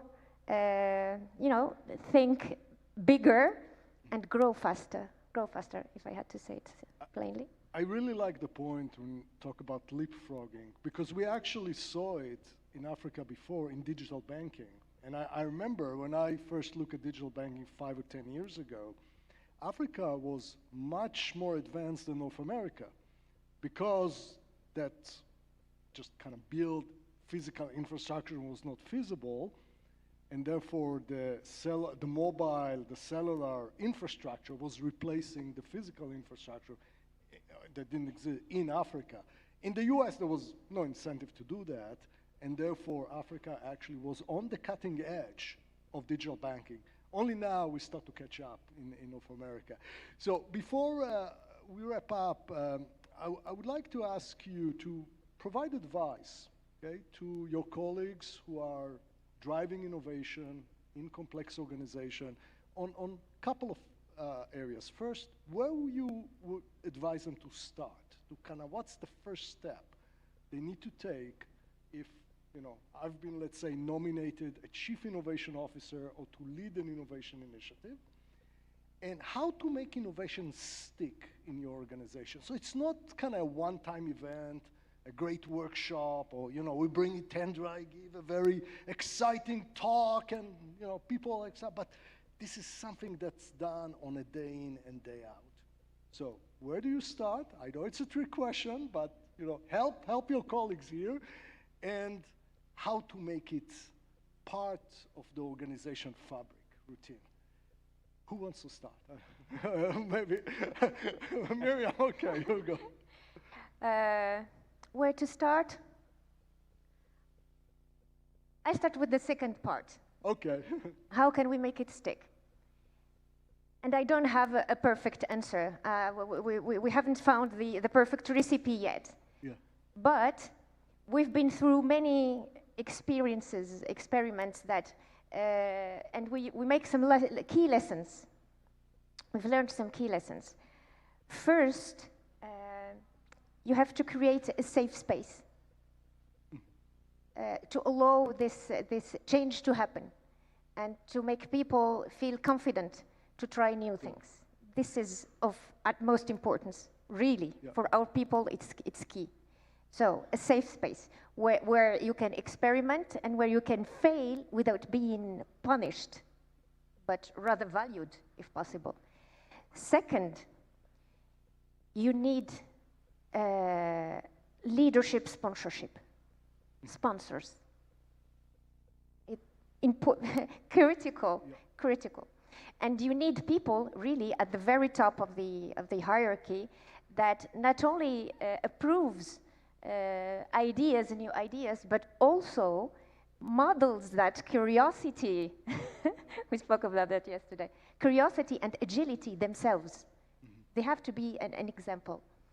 And last, I would say, so I said safety, leadership. What else? I had something in mind. I lost it. Those are already too big. Now, you said, where can we start? You start with yourself, really. It has to be a culture. Someone said it earlier. It has to be a culture. Innovating, it starts with yourself. Look inwardly. See what you question your beliefs. Really, get rid of a lot of them, maybe. And try to learn something new. And just start. Just do it. Yeah. Really. The momentum is great. The momentum is great.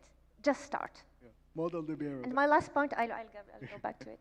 And complementing what Miriam was mentioning, I think the start, when you look at big companies and really big value chain, is to identify the challenges.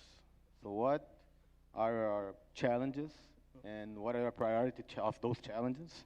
Yeah. And from those challenges, what we are developing is a program with sponsors and innovation leaders to try internally and externally with partners to find the solutions to those challenges. So we are not only we don't have only all the answers, but we need to have the questions. So with the right questions, and we can find the solutions. So we need the partners to help us to find those solutions. And Vale is divided have programs separated in the committee in the early basis that see how are those solutions developing and evolving and progressing, and what are the achievements that we are reaching with each of the solution regarding the priorities and our targets. So I think the start is the challenge, and how to make that communication, and how to use your environment to help you to find the best solutions and test them in your environmental. So I think this is one thing that that's one of the paths that we are trying to develop internally at Vale.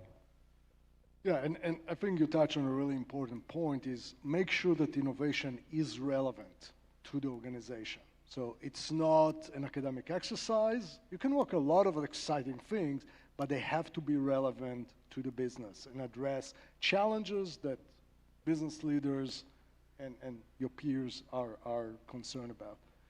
I got my point, if you allow me. I said safety for the people, leadership, and third, for the people.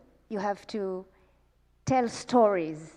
The storytelling must be good, because innovation happens really when people see and start to share success stories about innovation within the system, in the system.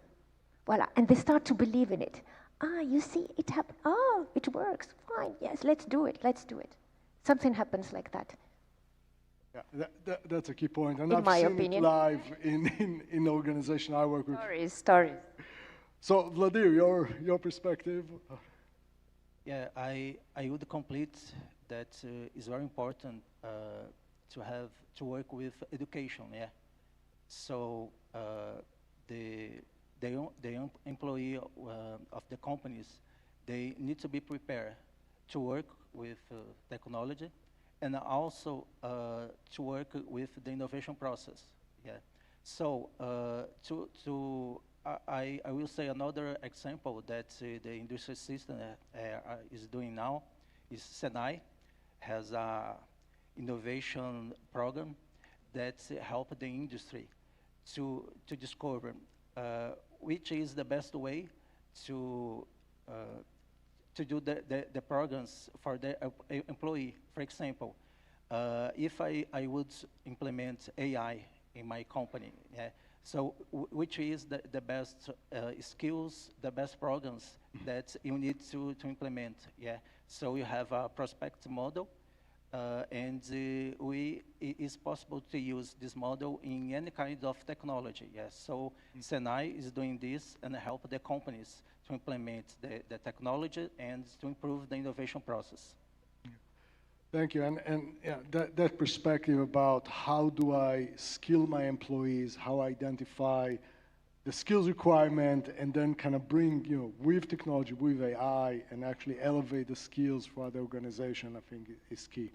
So I want to thank our panels. I mean, give them a round of applause. Unfortunately, it come to an end. Those chairs are incredibly comfortable, by the way. Yeah. Yeah, just one last point that I was trying to mention and I forget it. When you talk about innovation, I was in the business development area, and we have a project that launched last year that is called the Suppressor Sustainable, with a partnership with the Universidade Federal do Espírito Santo. It's a technology that Vale developed over the last 10 years. And I went there to see that project with the head of business development. And we saw that the project, it is so beyond business, because we developed this patent, this proper intelligence, that help us to use the plastic bottles and transform them in a suppressor that help us to control the dust. And this project started in Espírito Santo. We have already one plant over there, and we removed already 20 million bottles, and we're increasing a lot of, because we changed the community to develop as associations, to use them as a partner, and we hosted another partner that are buying from those cooperatives the plastic bottles, and we are making the whole environment changing with this one plant, and we are spreading this solution to all the operations of Vale. We are on rail and the mining as a whole. So this is one thing I would like to mention, and we have a lot of other property intelligence that we are looking for partners to help us to spread those solutions abroad, and we would like to glad to share with you that's an excellent example, and there's another big topic around innovation at scale. How do you scale innovation? And this would be a great example for that. So again, thank you again for the panel, for Miriam, Danny, Vladir. Thank you for sharing our perspective. Thank you for the. Can we take those thank you chairs to the with us? panelists. Please take a position to the official photo, please. Okay. Oh. Sit or straight? Sit or, straight? A photo? Photo, let's Yeah, stand straight. there, yeah.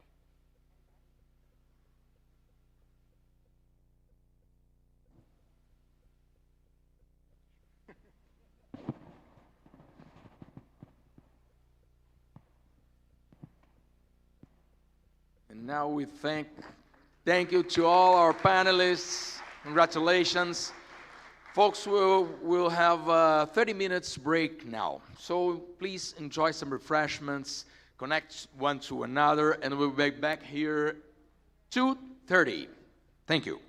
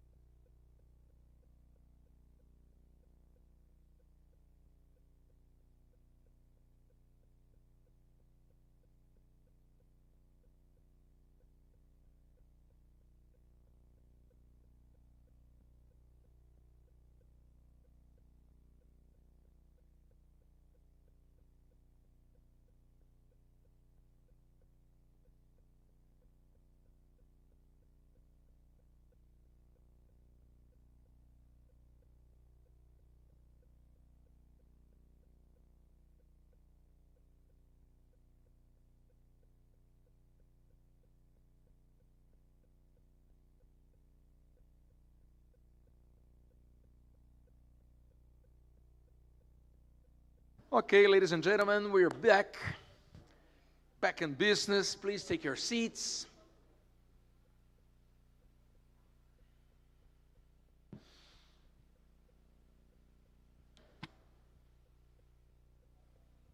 You're here. Okay, are we excited for the next part? Yes, we hope so. We have many other exciting things ahead. Okay, it's my pleasure to introduce our next keynote speaker, Dr. Brett Trusco. Dr. Trusco is the founder of the International Association of Innovation Professionals, IAOIP, and co-chairman of the Global Innovation Management Institute, GIM. Widely recognized as one of the pioneers of global innovation science, he is an award-winning author, professor, and architect behind the Global Innovation Science Handbook, shaping how innovation is practiced and measured worldwide. Today, Dr. Trusco will be speaking about ISO innovation management standards to democratize innovation, sharing insights on how innovation can be structured, measured, and scaled for sustainable impact. Ladies and gentlemen, please join me in welcoming Dr. Brett Trusco to the stage.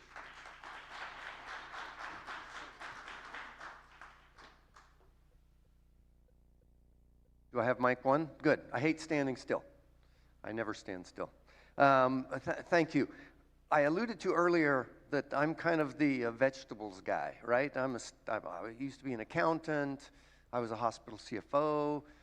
So I like process. And at one point, I was actually, for one of the large consulting firms, I was the head of process reengineering. So when ISO started standards development on innovation back in 2013, I was at the first meeting in Madrid.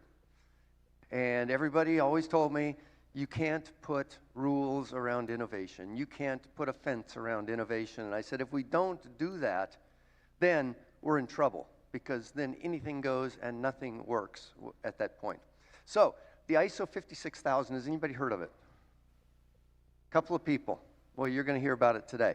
And it's really actually quite exciting. It's the operating system for innovation. I have too many slides, so I'm going to go quick, but I'm going to stay around, so if anybody wants to talk more about it. One of the things we're doing at GIM is we are adopting the standard. We're working with companies to certify people in the standard. And in theory, it only came out last year, it's going to be very helpful in people working together, especially in partnerships and everybody being on the same page. So, innovate on purpose, because the focus group said that innovate on accident was not a good title.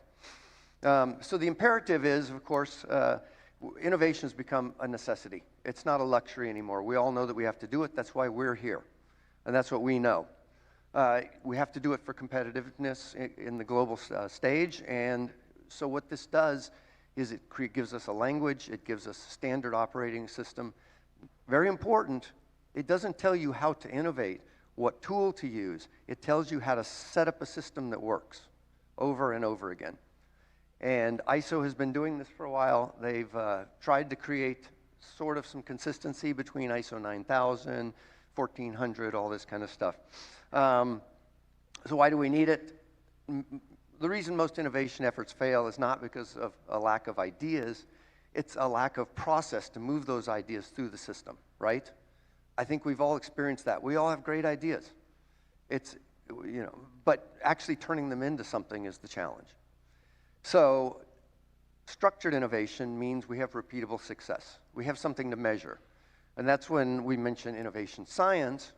It's because we want things that we can reproduce. Just like scientists, we want to be able to say, we want to have an 80% success rate in our innovation processes, not 10%. So it tries to create an alignment between creativity and measurable outcomes. So why is it important? It creates a unified framework. We can all speak the same language. It's systematic. And I'll show you the chart. That's where I'll spend a little bit of time in a few minutes. They're interconnected. So if you're also actually ISO 9000 certified, it's not that much more difficult for you to create an innovation management system, because a lot of the stuff is the same. It gives you a certification readiness. This is really critical because when we started out, I went and met with the guy that ran the Secretary of Commerce in the United States. And I said, what's your biggest problem with innovation? He said, well, we have a mandate to ask about your innovation capabilities. So we put out a request for proposal. We get a proposal for a grant or for a contract with the government. And these guys say, we have 2 patents. Well, if you're a couple of people working in a garage, that's pretty impressive. If you're IBM, what's your problem, right? So we wanted something objective. So I anticipate that more and more governments, especially in government contracting, are going to say, demonstrate your innovation capabilities by telling us if you're certified in ISO 56000 or not. And of course, if you're working with partners, it also gives you something measurable. Are you certified or not? And it gives us a global benchmark. ISO 1947, you know, I don't think I have to tell you what ISO is about. Everybody probably knows what that is. But, you know, part of what ISO came out of ISO was, you know, people got tired of bullets exploding in their guns and stuff. They wanted standardization. It gives us standardization in IT, in information technology. There's a million of them, quality, et cetera. But it assures that you actually do something. There's 170 member countries. There was 60, I believe, participated in the innovation management standard. I think originally there was like 5 of us. And surprisingly enough, the United States was actually at the first meeting, although it was just me. Usually the United States in standards is the last one. So the Genesis was created by ISO TC, or Technical Committee 279. There was 60 countries who eventually were involved in it. And you know, basically it's rooted in, can we benchmark, can we do best practices? One of the reasons I started in 2007, I was the founding editor-in-chief of the International Journal of Innovation Science. That's when I coined the frame Innovation Science. It came out of, at one point, I was a partner, like I told you, I was partner of process reengineering at one of the large consulting firms. And I saw Six Sigma and what happened to Six Sigma. And people failing because there was no standard for Six Sigma. And anybody could train you and anybody could certify you. And then everybody said, we tried it, it didn't work. Well, okay. So I said, we can't let that happen with innovation. We can't just let it fall apart and become something that everybody laughs at and says, we tried innovation, it doesn't work, it's stupid, right? So I said, we can repeat things. We know there's a best way to do a benchmarking study. We know there's a best way to run a focus group. So that was what motivated us to do that. The family actually consists of fundamentals and vocabulary at 00. These are always the same. 00 is always vocabulary. And I'll tell you about those in a second. Actually, let me skip this because I cover each one of these briefly in a second. The definition of innovation according to ISO is a new or changed entity realizing or redistributing value. Why is that important? Because what happens if you're stranded on an island somewhere in the ocean and you invent this little machine and it makes unlimited electricity out of coconuts? Because you got lots of coconuts on your island, right? And so you're sitting there, you got air conditioning and everything. Unfortunately, you didn't have any radio or anything, but too bad for you. You spend the rest of your life on this island. You're cooking your food, you got an air-conditioned hut, everything's great. One day you die, you're never rescued, your machine washes out to sea. I would argue that innovation happened, but it only happened and benefited the one person, that was you. And so I think this is an important thing. So this is now the accepted definition of innovation across ISO, is adding value. If you're a nonprofit and you're helping people and there's no monetary gain to it. And you compare that instead to what the Oslo Manual OECD says, which basically says you need to create a product for an organization to make money, which I never agreed with because of the coconut story. This is the structure, and this should make sense to you if you look at it. This is basically the change management structure for anybody who's done change management. You've got where you are, and you've got where you want to go. We don't have any real innovation. We want to move to innovation. So that would be that thing in the operations section is, just what do you do to do innovation? Step 1, step 2, step 3, step 4. But in this, I'm very proud to say, I don't think anybody will remember this because it was way back in 2013. This was the model I introduced. I'll pat myself on the back for this. And I said, we have to have context. What is the organization about? And also, without leadership, then innovation doesn't happen. You have to have leaders who believe. And I got that specifically out of Six Sigma because I'd go up there and a CEO would say, Brett's here, he's going to do Six Sigma. And then somebody'd say, what does the M in DMAIC stand for? And then you go, good question, ask Brett. And I'd go, well, I just lost him. Because if the executives don't believe, if the leadership doesn't believe, then it doesn't work. Then do you have the support? Do you have the systems that you need?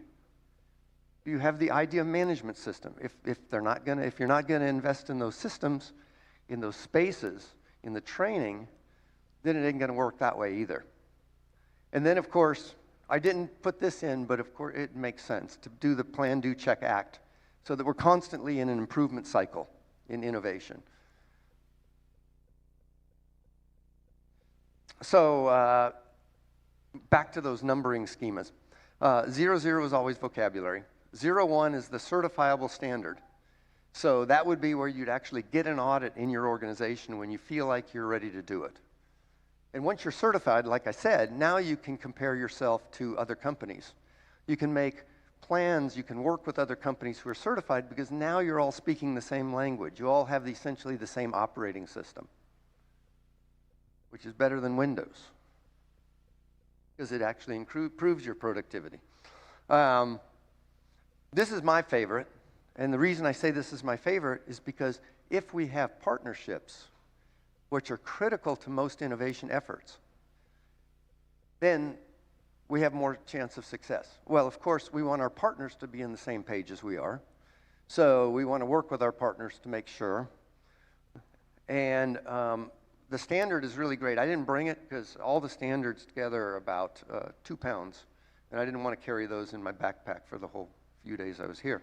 But they actually have templates in the back. How to audit a partner to make sure that you're the same, how to write an agreement with partners, all this kind of stuff, and they give it to you. It's just right there in the standard.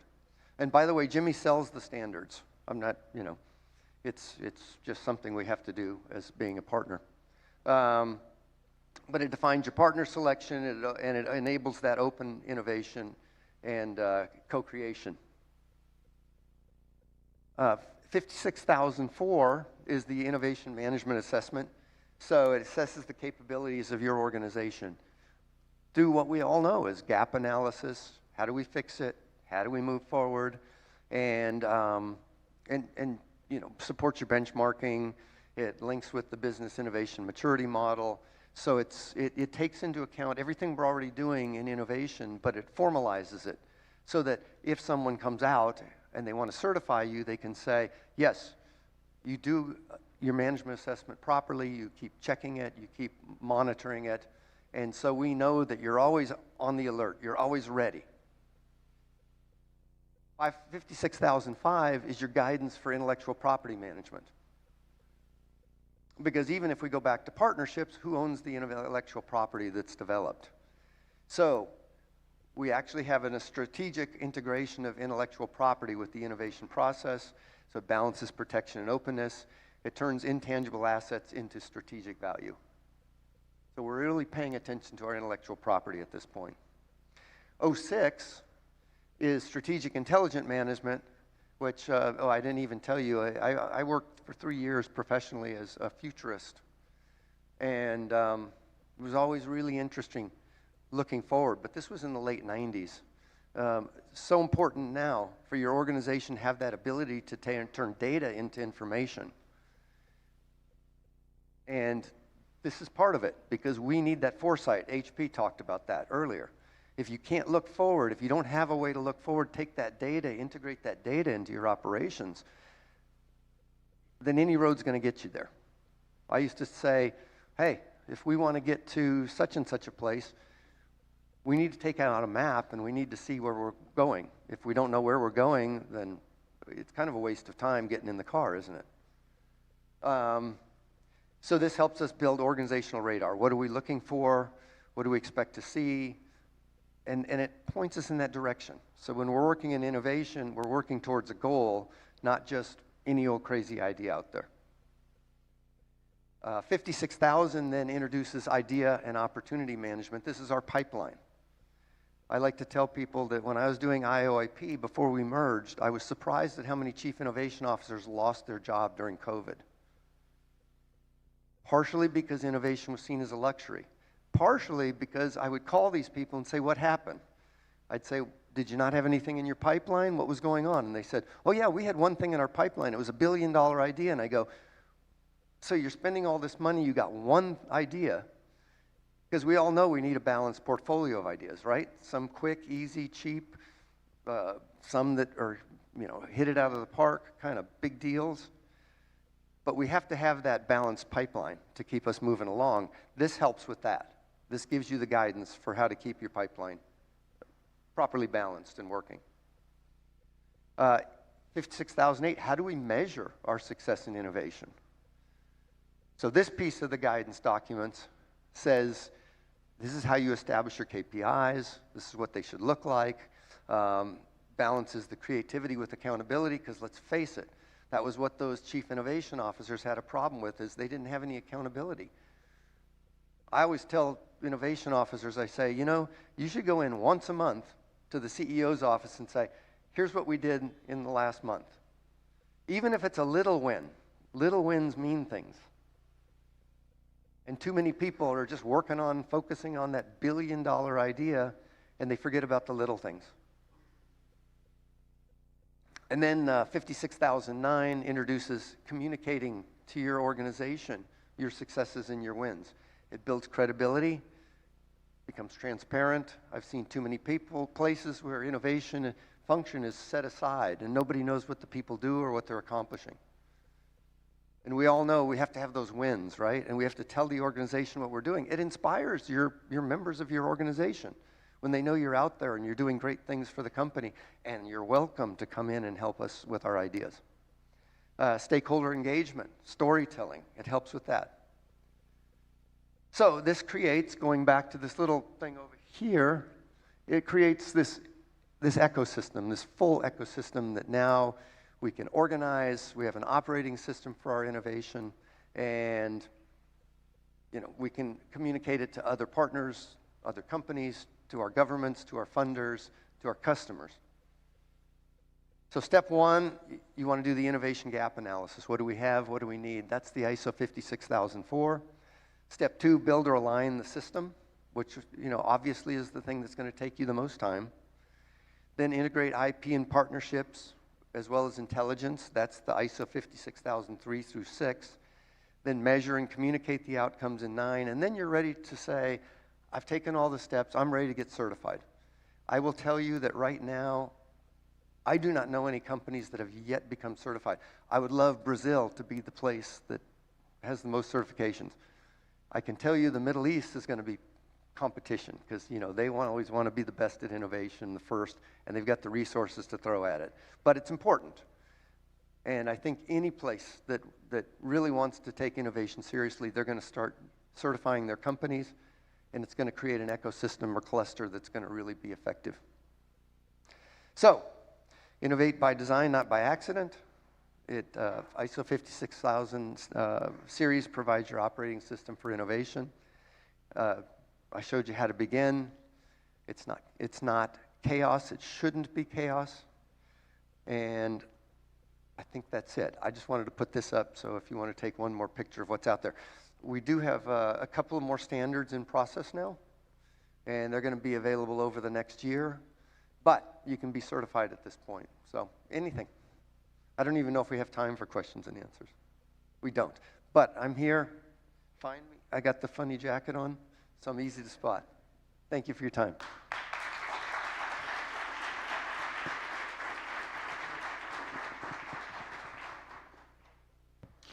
Thank you, Dr. Brett. Now we move to another exciting part of today's program, the GIM Awards for Best Innovation Projects. This part includes 3 categories: Most innovative project for private sector, most innovative project public sector, and most innovative project social sector. To present the first award, most innovative project private sector, please join me in welcoming David Fernandez, General Director, TDM International, to the stage.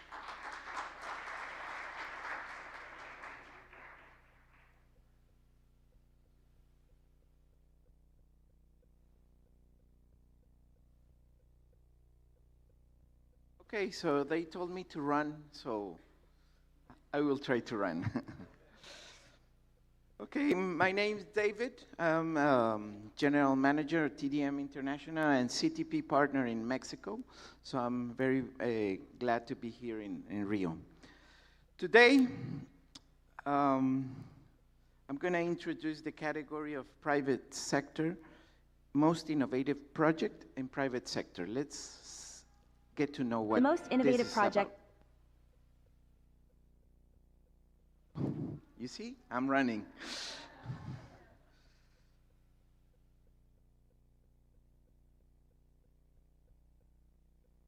The most innovative project in the private sector award recognizes the most impactful innovations ideated, incubated, and implemented by private companies in forms of products, services, and other business offerings. The finalists are Abu Dhabi Ports, Klabin, Auditorium, and Faculty of Medicine, Brawijaya University. Okay, so the third place. I think it was a hard job for the judges on this part. So the third place is gonna be for Safin Green, Abu Dhabi Ports, and Klabin.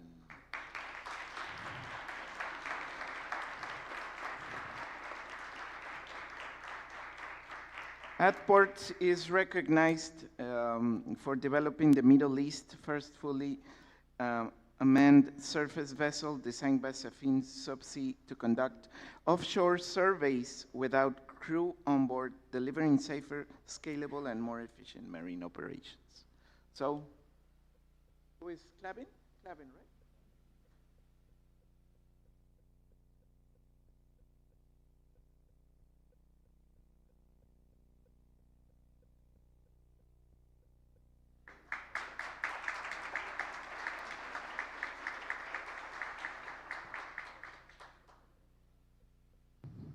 So just for you to know, Klabin is recognized for creating sustainable cosmetics through its Speech Day program using microfibrillated cellulose, a renewable biometrical that enables biodegradable personal care. So now let's go for second place. Second place goes to the Faculty of Medicine, Brawijaya University. Congratulations. From Indonesia, they are recognized for creating the dummy brush suction of surgical suction tip with integrated brush system that clears blockages instantly, improving efficiency and safety operations.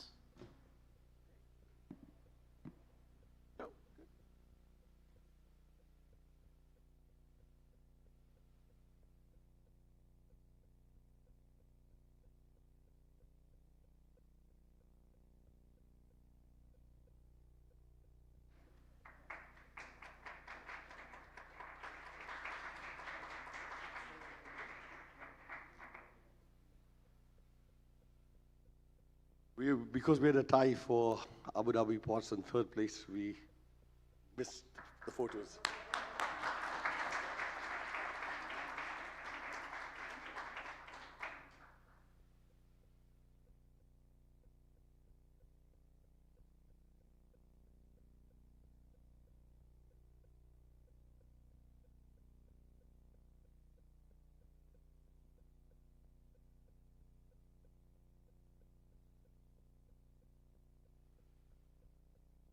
So, the first place, where is this? Okay, So the first place goes to Auditorium. They couldn't come. They are virtually with us, but let's know about it. Hello, I'm Jacopo Carreras, co-founder of Auditorium, an innovative Italian company providing spatial audio solutions and immersive sound content production. That's to say, we are really good in handling sounds in space and producing sounds for spaces, whether we're talking real, virtual, or augmented realities. We're here to present In Sound Out, our exclusive technology for capturing real-world sound scenes and bringing them into the digital domain, to use them in industrial projects such as data for AI training or cultural immersive experiences.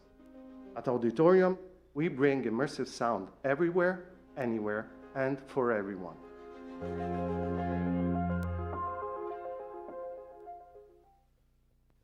Great. Well, congratulations to Auditorium. It was a pleasure to announce the winner of the most innovative project.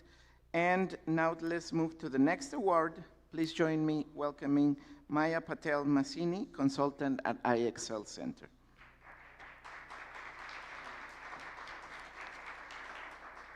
Thank you.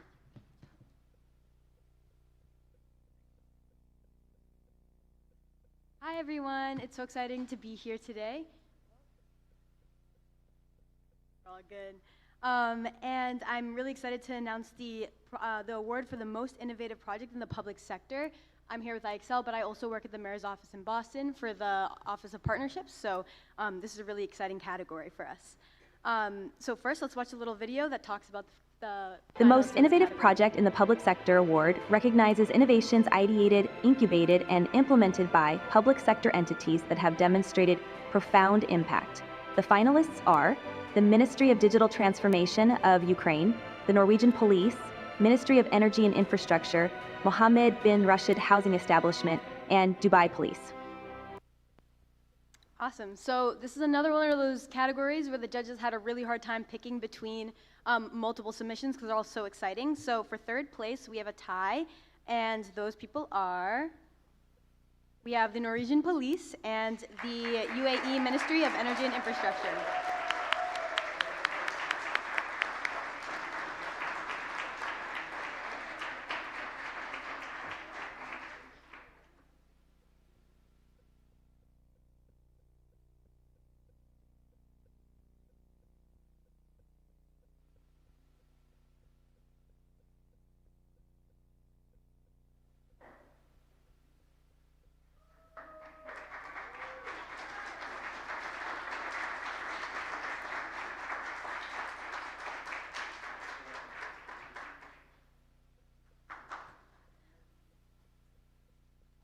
The Norwegian Police is recognized for developing AI for interviews, an innovative project that transforms crime scene documentation and investigation processes. It uses a smart voice-controlled headset camera called JotaPro, and investigators can dictate observations, live stream evidence, and receive live-time expert support.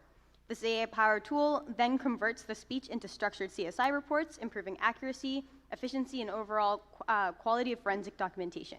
So, congratulations to them. Unfortunately, the UAE Ministry of Education, Energy and Infrastructure is watching us with us online today. So again, congrats from afar. Cool. Now for second place, we have the Ministry of Digital Transformation of Ukraine.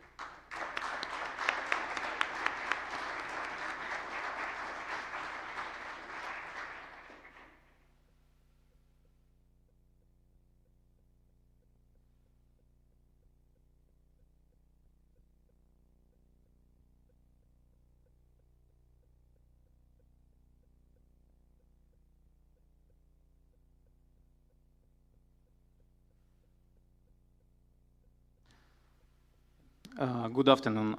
It's a great pleasure and a big honor to be here to represent a team of Ministry of the Digital Transformation of Ukraine and the project DIA Engine. This project's Ministry of Digital Transformation of Ukraine actually transformed life of millions of Ukrainians during the last years, made the life through technological solution much simpler, much easier, and much comfortable. And for us, it's a big honor to receive this, this award. It's a, first of all, this award is not only a recognition of some technological solution.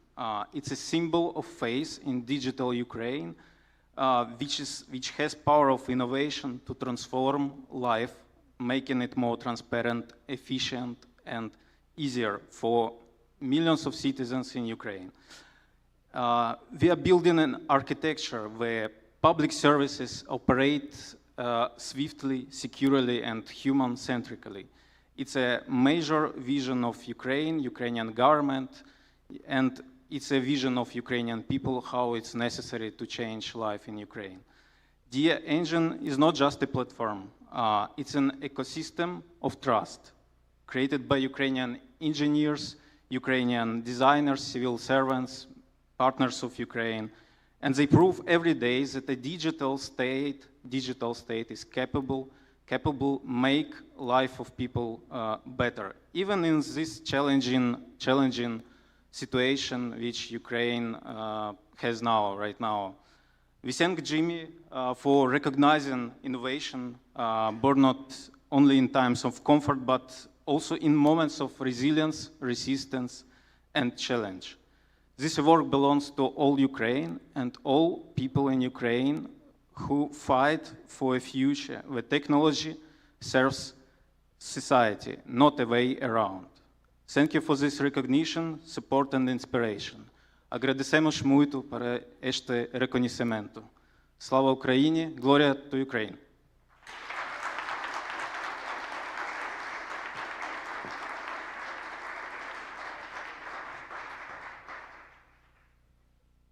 Awesome, thank you so much. So now, finally, for our first place winners, because there's two, we have the Dubai Police and Mohammed bin Rashid Housing Establishment. Neither are here today. They're watching with us virtually, so we'll watch videos that explains their projects. I am Major Mohammed Umar Al-Mheri, head of the Unmanned Area Systems Center in Dubai Police. And today I am proud to share with you the Drone Box project by Dubai Police, our next step in autonomous emergency response. Drone Box allows drones to launch automatically from fixed rooftop stations across the city, responding within moments to incidents and providing real-time to our command centers. With AI-driven automation, 5G connectivity, and beyond visual line of sight capabilities, the system enhances our ability to protect, serve, and be more efficient than ever. This project reflects the strength of Dubai Police innovation ecosystem and is built with scalability in mind. It offers long-term value not only to law enforcement, but also to government entities, private sector organizations, and future smart city infrastructure. We are proud and honored by the recognition from the GIM Awards and thankful for the opportunity to showcase how innovation can reshape the future of public safety.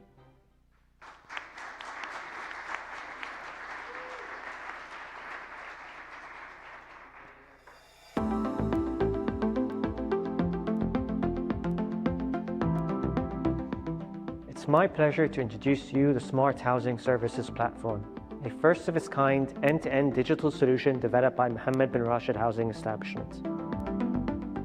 Integrating 24 complex citizen-facing housing services into one seamless, mobile-accessible interface, the platform leverages AI-powered eligibility checks and cross-government API integration, ensuring the entire housing service journey is now unified, data-driven, and transparent. A powerful example of this transformation is a land grant service. Previously, it involved 9 steps, 3 physical visits, and a 2-week waiting period. Now, through the Smart Housing platform, it takes just 3 digital steps and less than 10 minutes to complete, achieving a 98% time reduction and a dramatic boost in citizen satisfaction.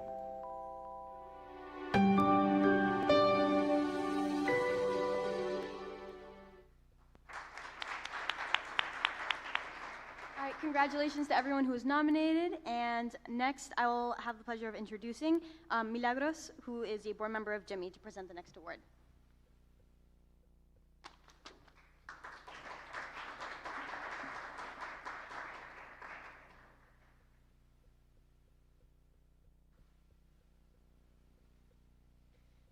Okay. Oh, I forgot my glasses.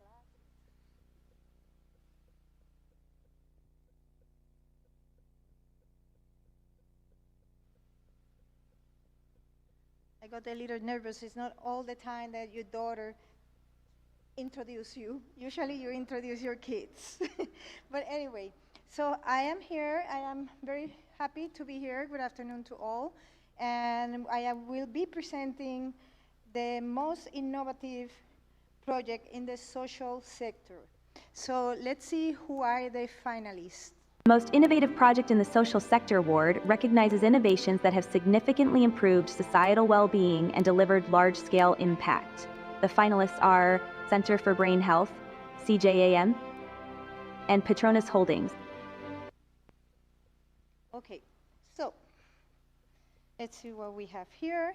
In the third place, the winner goes to the Center for Brain Health.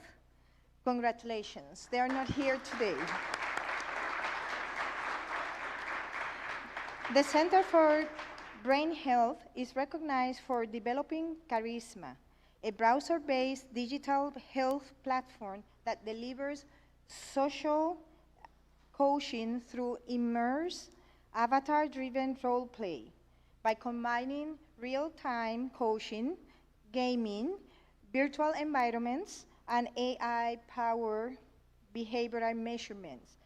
Charisma provides a scalable and engaging solution that helps youth strengthen their emotional and social skills.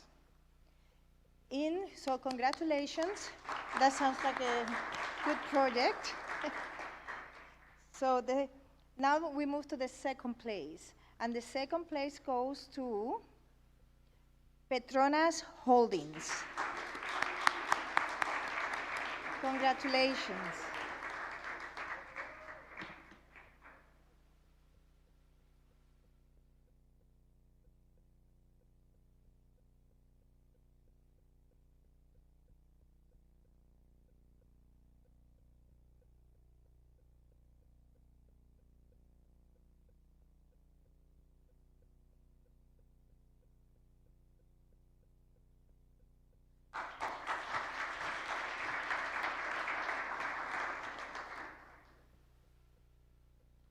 Petronas Holding is recognized for its Social Enterprise Education Lab, which is Malaysia's first end-to-end social enterprise incubator program. In partnership with Tata Consultancy Services, this lab empowers aspiring change makers to become impactful social entrepreneurs addressing real society challenges. The program has successfully launched 14 sustainable enterprises and improved the life of more than 28,000 people across Malaysia. Congratulations and good luck.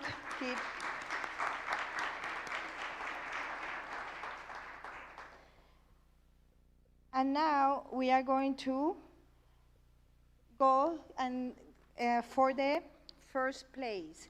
And the first place in the most innovative project social sector is Sejam, sorry.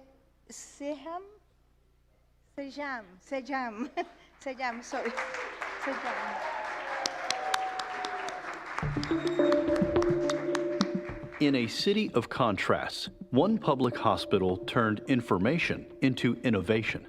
Evandro Friedi is the only free 24-hour emergency hospital for over 1 million residents. We turned data intelligence into humanized care, making a direct impact on those who need it most. Using Brazil's open public health database, our team created real-time dashboards with no licensing costs and full transparency. Directed surveillance and smart dashboards. We anticipate risks and strengthen more effective care network. The result? Suicide attempt recurrence fell from 35% to just 7%. Institutional mortality dropped by 19%, even as demand surged. From geriatric trauma to mental health crises, integrated data enables faster surgery, shorter stays, and better outcomes. We integrate technology, science, and empathy to reduce violence recurrence and save lives every day. Low cost, high impact, and built for the communities that need it most. Our commitment to open data impressed global evaluators and proved that social innovation can transform public health. Today, the GIMI Innovation Awards call it world-class. We call it our duty. Evandro Frieri Hospital and Dr. João Amorim Study and Research Center, showing the world how Brazil's unified health system turns data into dignity.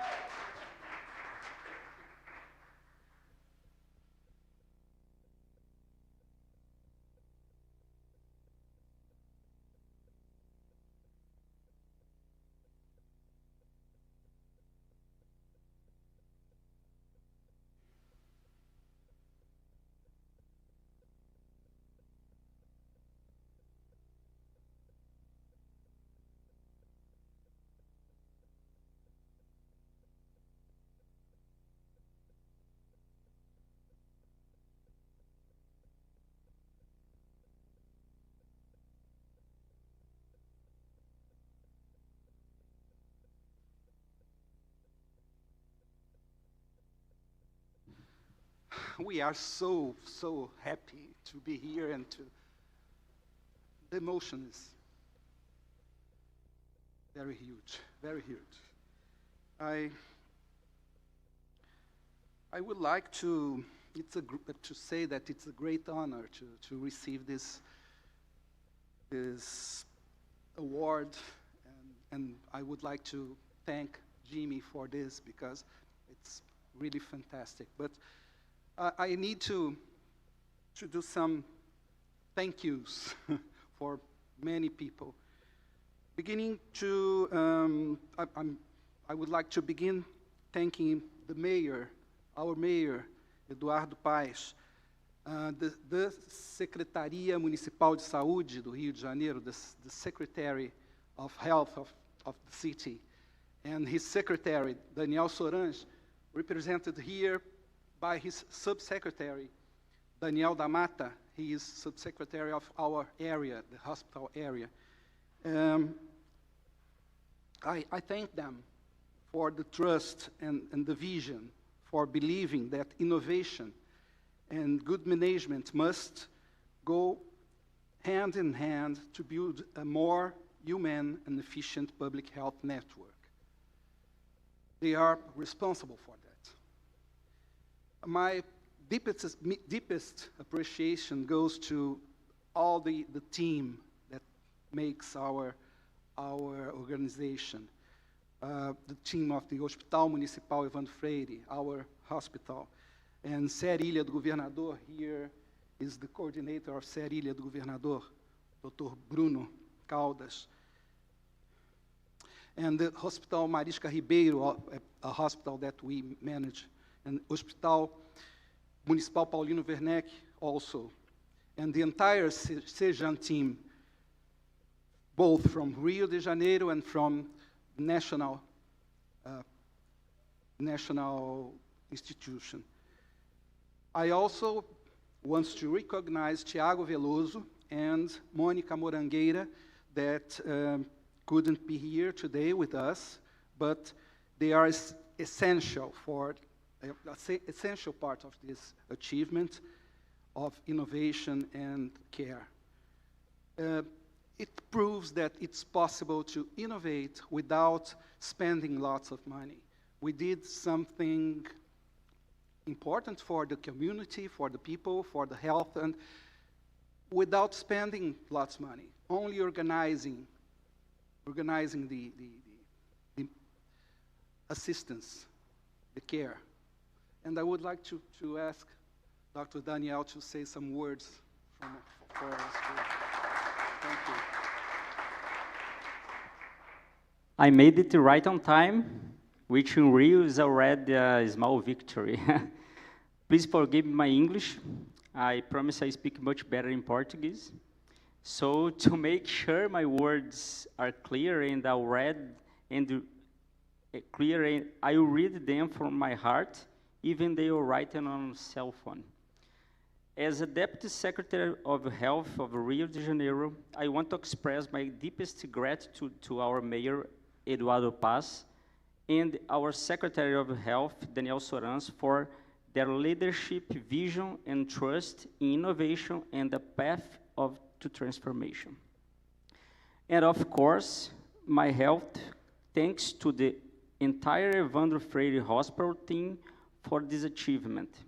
Doctors, nurses, technicians, managers, and every professional who brings excellence to public health every single day. Receiving the GIM Innovation Award is more than an international recognition. It is the reflection of love, dedication, and commitment for every professional at Evandro Freire Hospital. It is living proof that public healthcare can innovate, transform, and inspire the world with real examples of care and efficiency.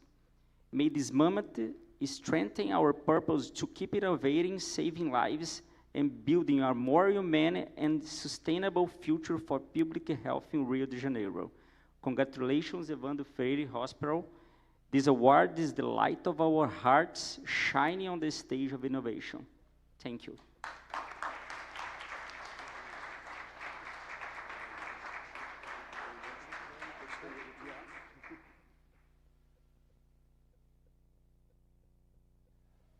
Congratulations to all the winners, and applause again. And I'm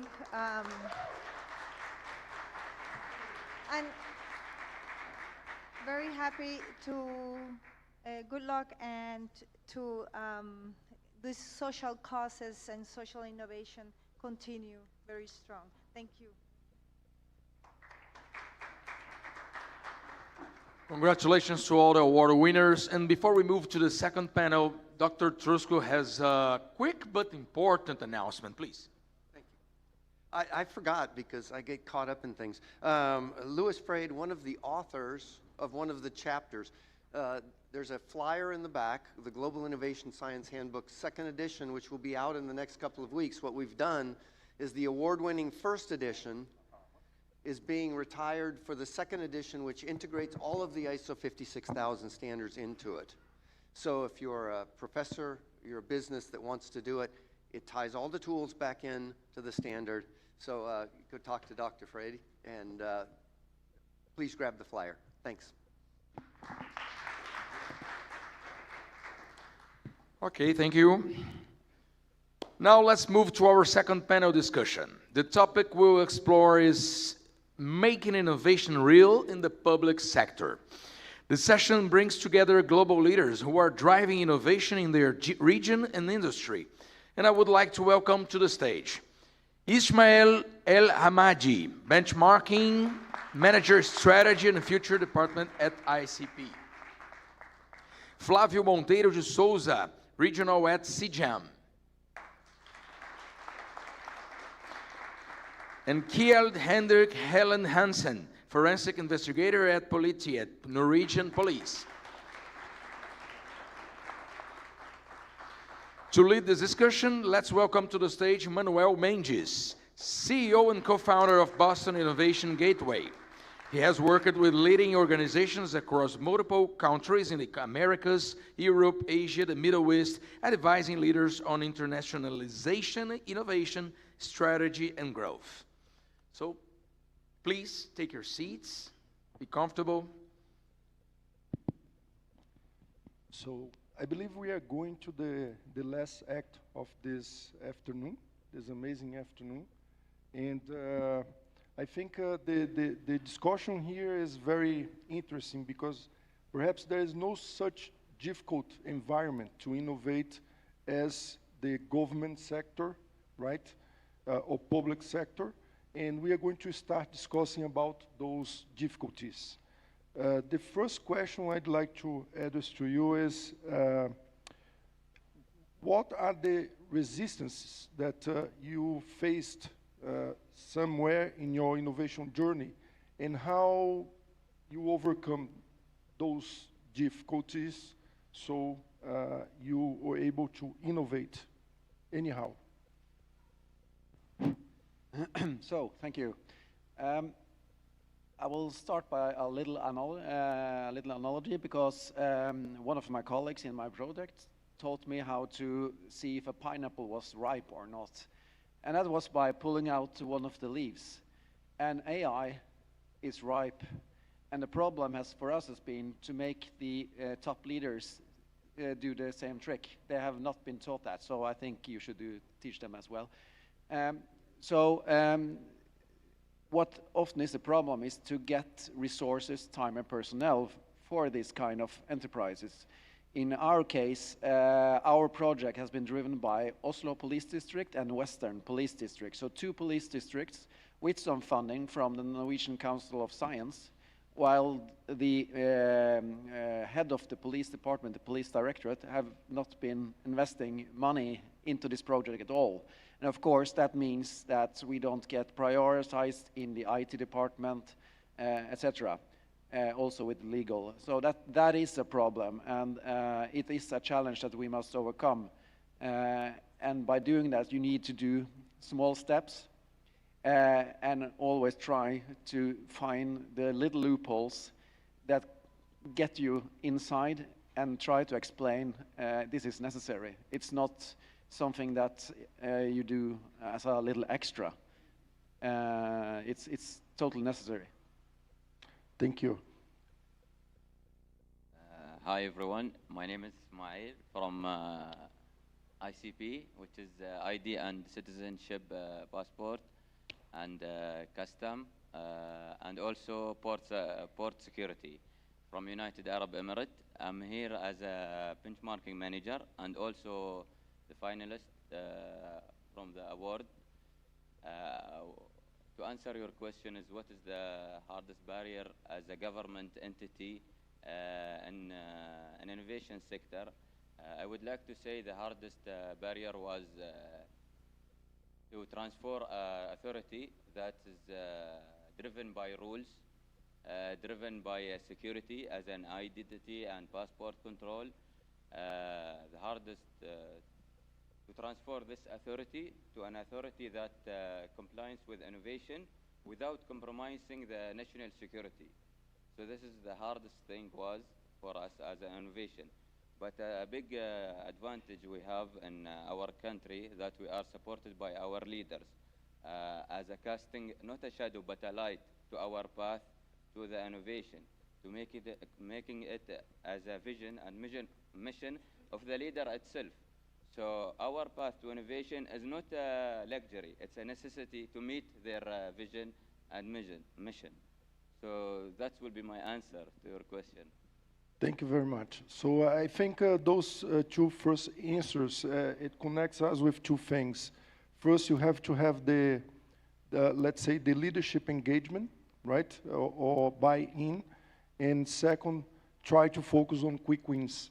You have, if you focus on, let's say, moving a rock at once, perhaps too hard, right? Trying to do small things in trying to have quick wins every day, right?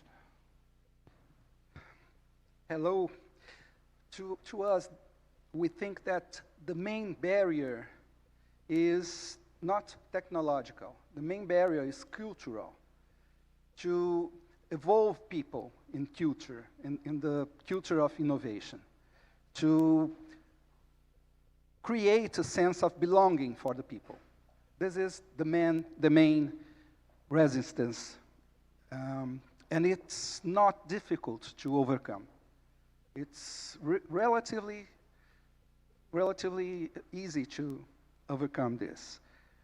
The key is to create this sense of belonging, to show that innovation is not a disruption that will do a mess in his life.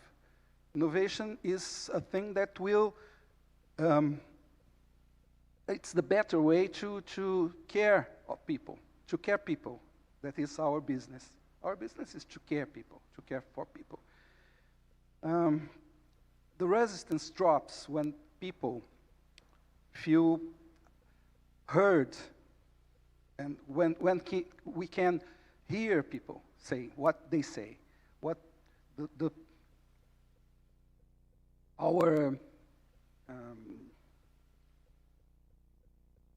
people that works with us, our coworkers, when we listen them, and when they see that innovation will result in a better work and a better service, they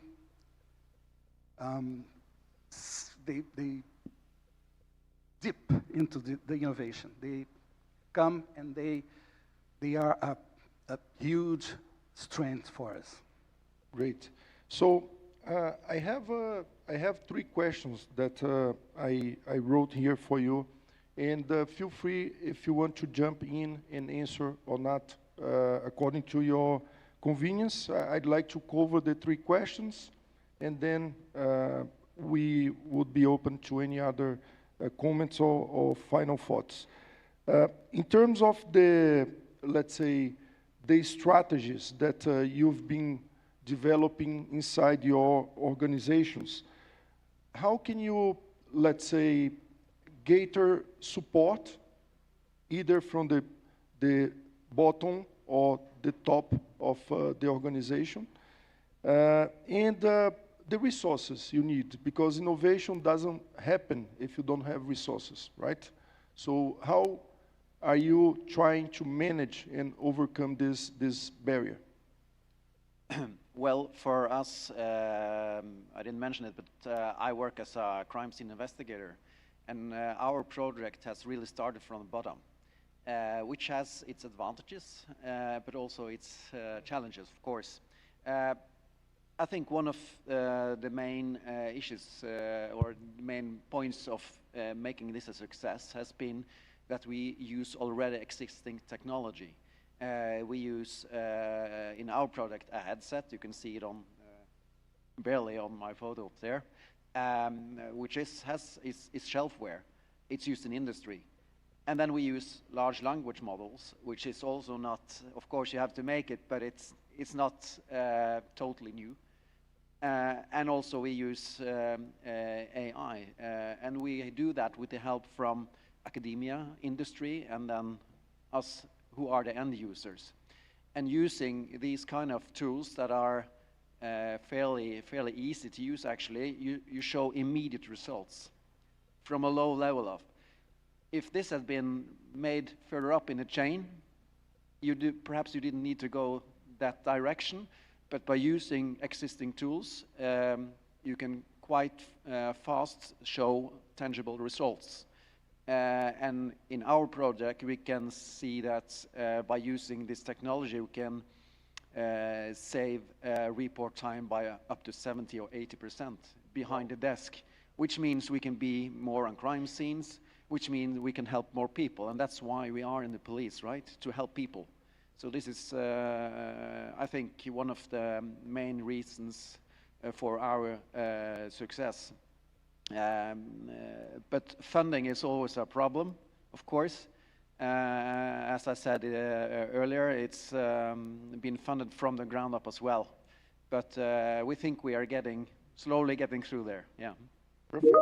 It's I think, a great, let's say, strategy is having a compelling story, right? It's exactly what, if you have a compelling, let's say, outcome or benefit, it will be easier for the bottom or the top of the organization. Perfect.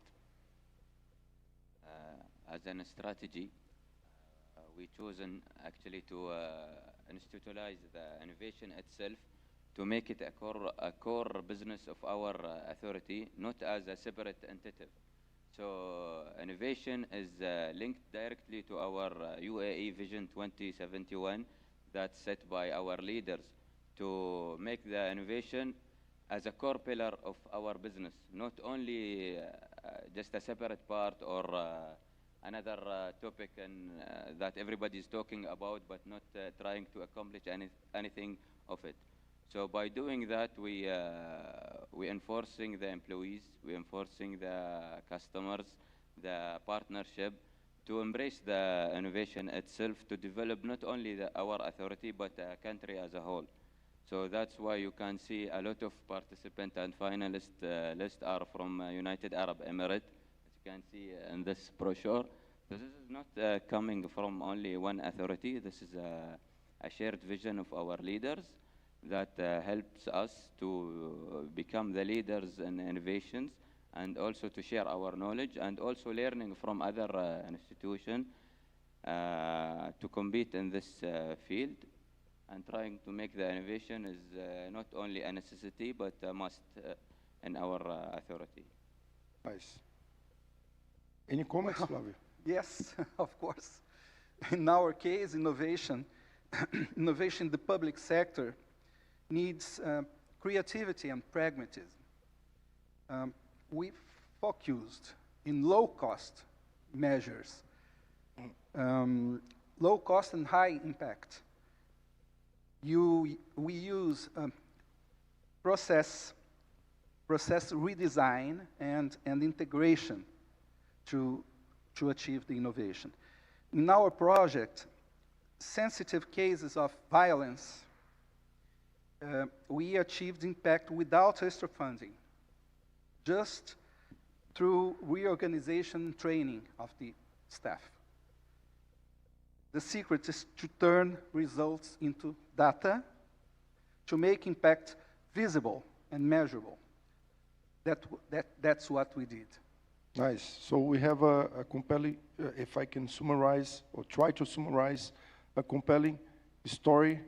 You have the ecosystem game that it is also very important to be involved, right? And very clear KPIs or benefits, right? Yes. Okay. So the next question is about AI, right?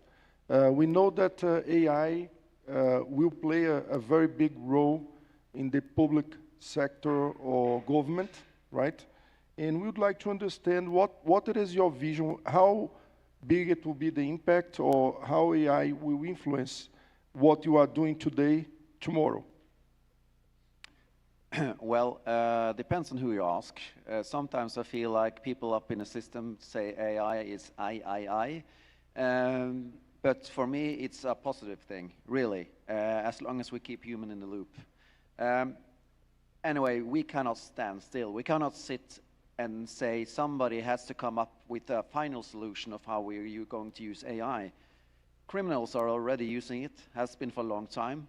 They don't care about laws. Mr. Patel here talked earlier today and said you had to break some rules. That's not quite my prerogative in the police. And we need to follow our rules, of course, in our section. Criminals don't, and they don't care about borders either. So we need to think smart, and we need to get on board at once, because if we just stand still, the gap between what we are seeing today and what we see tomorrow will be too big to bridge.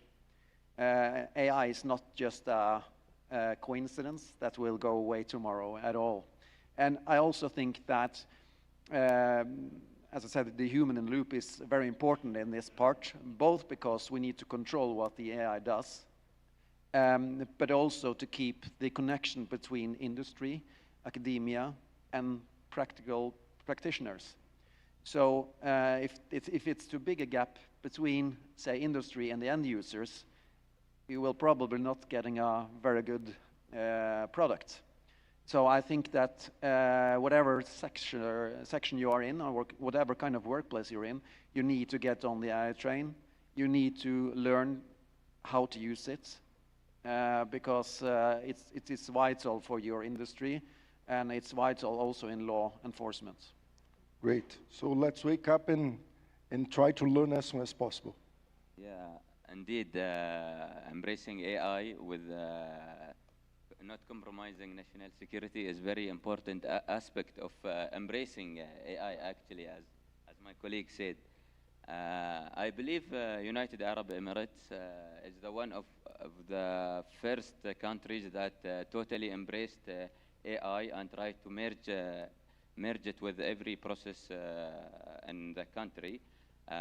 Following to that, our authority also embrace AI like an important aspect and fundamental tool actually, and a lot of process and measurement in ID and passport and custom and port security. For example, analyzing biometric data, and as Professor Brett said, how to transfer data to an information actually by AI helping us to go through a lot of millions data and trying to get some useful information about that, to know who's having like a background, criminal background or white background, also in very fast duration, instead of just going through them one by one. So this is the first example of the using of AI in our institution. Also, smart surveillance of the customer itself and analyze the futuristic behavior of the customer itself in the center.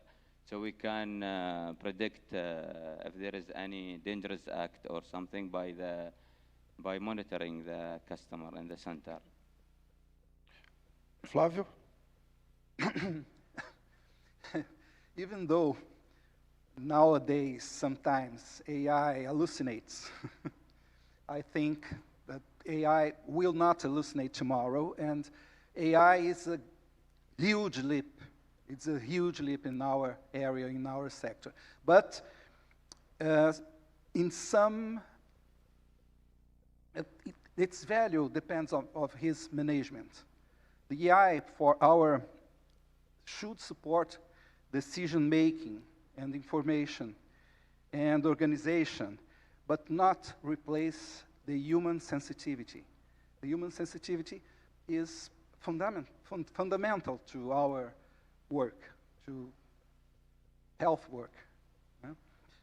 The next step is connecting AI with the, to be reliable in public health databases, but ethically, without transgressing the ethics, and to be predictive to prevention of health problems. And I think it's the next step now. Thank you, Flávio. I think at GIM, we discuss during our weekly meetings about the power of and, okay? It is the capacity for you to embrace AI and at the same time comply with the regulation, all the legal barriers that we face. So we need to more and more perhaps exercise the power of and, right? So going to the last question, we spoke about resistance, we spoke about resources, the need for resources, AI, and perhaps one of the things that might create more delay or difficulties for you to innovate is the bureaucracy, right? Sometimes you need to go through process that might delay or might make it even more difficult. How can you, let's say, how big it is let's say, the impact of the bureaucracy inside your organization? How do you deal with it, or how you can overcome bureaucracy? Well, the police is, of course, a very hierarchical system. And we get orders from top, and it goes slowly downwards. And sometimes we have, for a request, we need to pull it through the whole of the chain. It takes a lot of time, and it's not always possible to have all that time. I think that bureaucracy has to become a bit more dynamic. The society is changing, much in due to AI and other modern technology, of course. And if they do like they did in the 50s, they will also start to lag behind. Of course, it's important to have a system, and rules and structures are, of course, very important.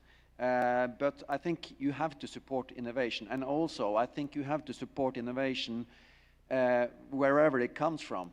I mean, if a good idea comes from the floor, like we are working, that's good. You can also have a good idea from further up in the system, of course. The point is that you take the idea, not the person, not the grade.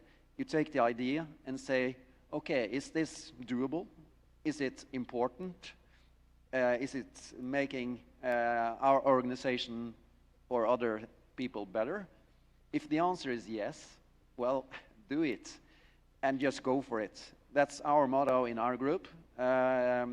We take a product, let's see, can we use this? Yes, excellent, wow, cool. Let's see where this takes us. Okay, we come here. Well, then perhaps we can go there, and etc. And if it doesn't work, well, then it doesn't work. Then we try something else. It's important to be flexible and to live in the present and see towards the future without forgetting where you come from. Perfect. Yeah. So you mentioned bureaucracy. This word, when I first handled it, and some of the topics and files and bureaucracy, I was, to be honest, afraid of this word. But we had a big initiative to make a zero bureaucracy in our country, led by the cabinet itself, enforcing all the authorities, ministers, and government authorities to try to zero the bureaucracy itself and eliminate as possible as steps and documentation, authentication as possible. So after that, we learn how to evolve the bureaucracy itself to serve the innovation, not to become against the innovation. So at our authority, we transform the bureaucracy from a rigid control mechanism into an enabler of innovation and national competitive, not just a rule and regulation. For example, the UAE passed initiative that we have a big role in that, creating one account to access all the government accounts. Like, for example, if you want to log in Ministry of Health or Ministry of like housing or anything, you can do it by one program, one user, one password. So this is help us to reduce the bureaucracy and go through the innovation itself, and also by developing new rules that affordable, so we can afford to make new rules for the golden visa, and also changing some of the rules to open a new institution in our country by that. Excellent. Flavio, any thoughts? I will bring a little bit different point of view. Okay, a great. Bit, because bureaucracy is not enemy of innovation.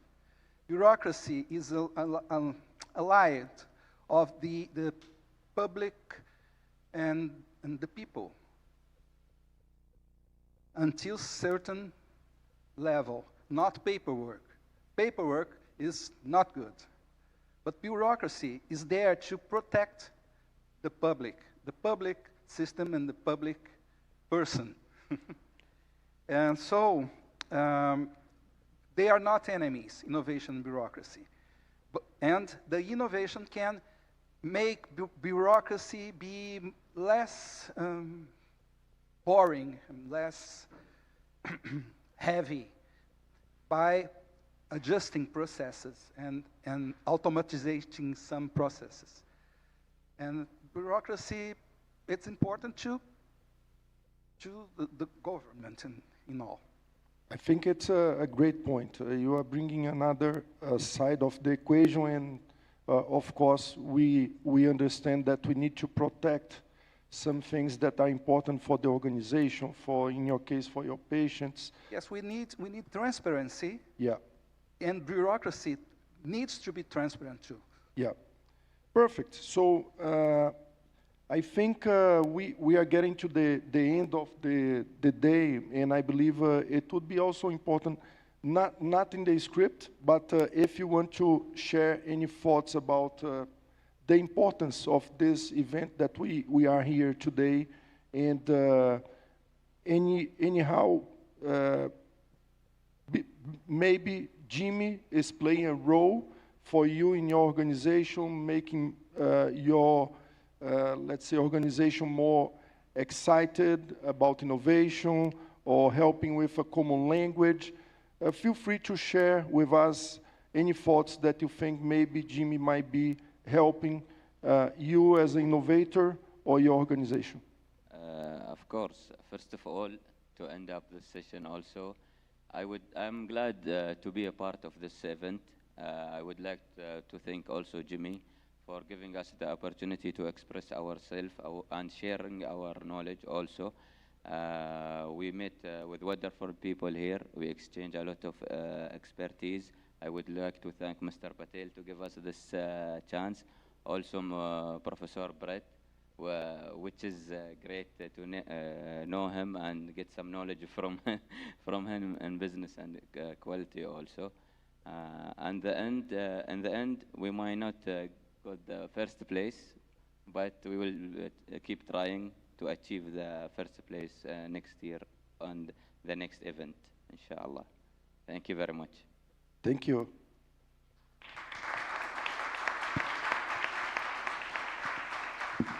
Flavio, any final thoughts before we move on?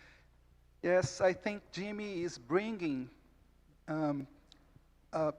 it's a point of change in our city, in our environment here, in our institution, but not only the institution, because we are spreading the innovation for the city and the public health of our city.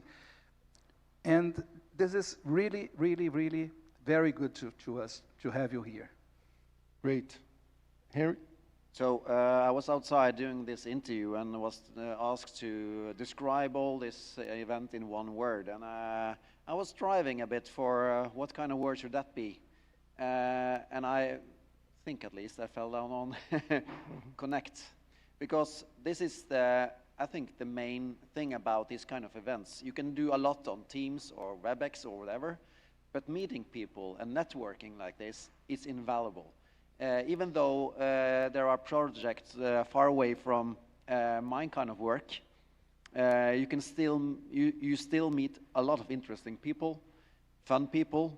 You see a lot of fun dance moves yesterday as well, and get to connect and get to know people will give you new ideas, and that's all about sharing. When you share, like we do in our project, we are a non-profit thing, and we will share what we have accomplished. You gain, because you get to know people, they get to know you, and suddenly you have a new thought, new idea that can develop and grow into one of the trees that is one of the trees you showed us on the screen. Filling the gaps, yeah. Filling the gaps. So instead of mind the gap, we'll fill it. Yeah. Nice. So I think listening to you, I reminded yesterday we were talking here at FIJAM with a group of entrepreneurs, and Professor Patel was talking about the need of us to not only ideate, because now with AI, building new ideas or creating ideas is very fast, right? And we have tons of ideas, but more critical than creating new ideas is to implement those ideas, right? And we are talking about the ecosystem, let's say, the opportunity that Jimmy brings to us to get connected and make things faster, right? To implement things faster. And not only that, I was discussing before with Eduardo, we were talking, and he was looking to a previous presentation, and he was saying, look, this is amazing for Brazil. We need to bring that to Brazil. So the capacity we have to copy and paste in a positive way, right? Connecting the world and bringing best practices, bringing ideas. It's amazing, right? Also, when you see like different institutions like police sector, when you see the ID sector, you see the RTA, you see different companies here like representing the banks, representing the gas, that embracing the innovation. So if everybody can do it here, everybody elsewhere can do it either. So this is like not a hard topic as an innovation until you start. When you start, everything will fall up like a domino pieces, and you will achieve your goals within the period that you determined from before. And then I think this last moment illustrates very well the power of our community or our connectivity, because we have Flavio here, a Brazilian that is sitting with Jimmy for the first time. As a Brazilian, I am also very happy that we were able to bring this event this year to Brazil, because we have in Brazil, we have a challenge. We still don't have a common language of innovation. We still lack, innovation needs to become, let's say, known as a practice that as we have marketing, we have accounting, we have finance, and we still don't have here in Brazil, but perhaps now with IEL and Flavio and everyone that is here, we might make it possible. Good. So we thank you very much for your thoughts, for your participation, and now we move to the next session. Thank you very much. Okay, thank you. I'm going to ask you panelists to the kindness of taking the position for the photo, please, the official photo.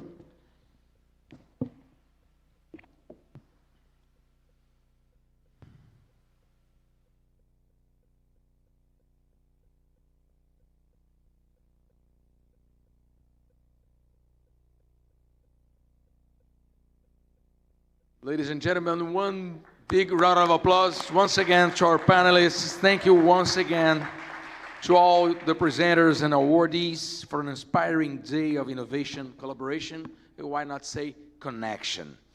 To officially close today's event, please join me in welcoming to the stage Dr. Patel and Michele Queiroz, Manager of Career and Business Development at IEL. Please.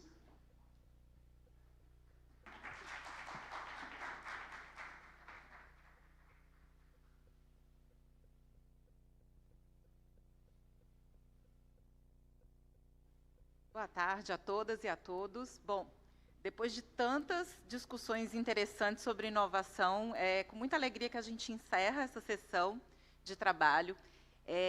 Foi muito interessante receber esse prêmio, foi uma honra, na verdade, para o IEL e para o Brasil receber essa edição do prêmio aqui.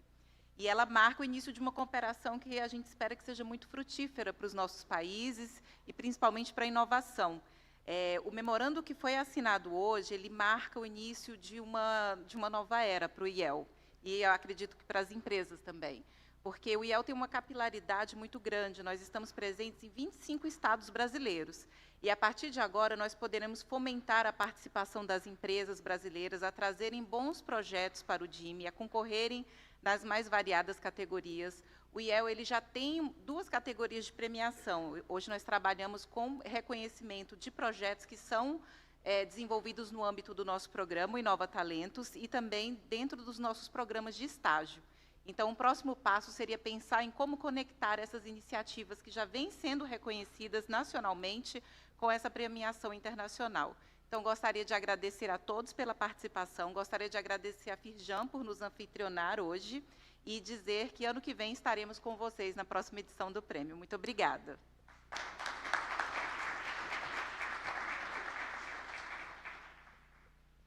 Okay, my job is to bring this to an end. There's a reception out there, and there's food and drinks, and you're probably saying, when is he going to stop talking? I have to say a few things before. First, thank you very much to everybody for being here and participating for this awards. You are the change makers. Remember that. You are the change makers. You are the ones who are doing the extra. Most people are doing their day job, and that's it. You are doing extra. Extra to say what's next, extra to say what else, and extra to make something happen. The world needs more people like you, right? And you know who you are.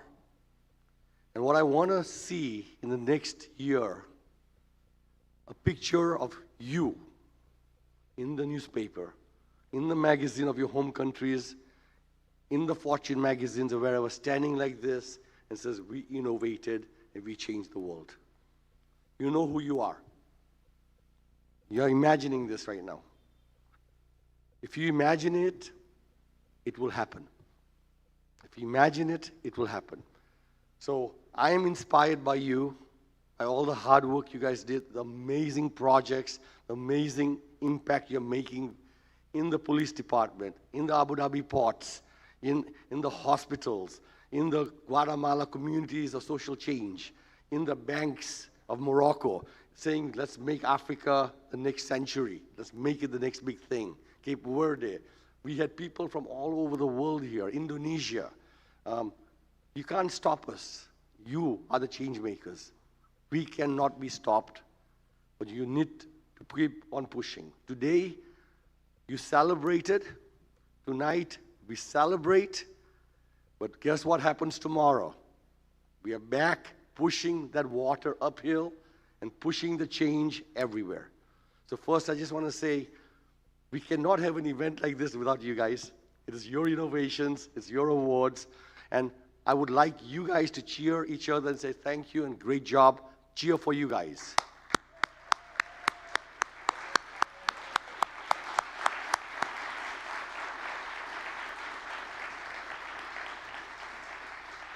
I would like to go to the next slide. Thank our judges. These judges, they interviewed and saw presentations. Hundreds of submissions were given. Hundreds.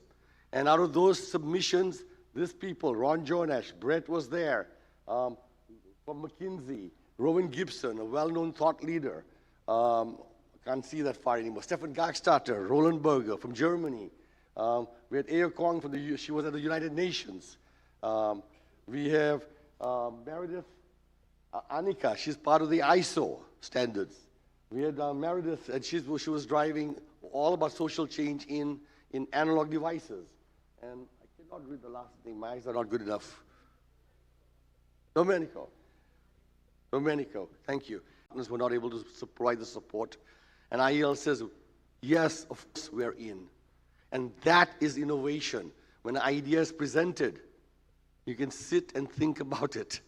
Or you can just lean forward and get started.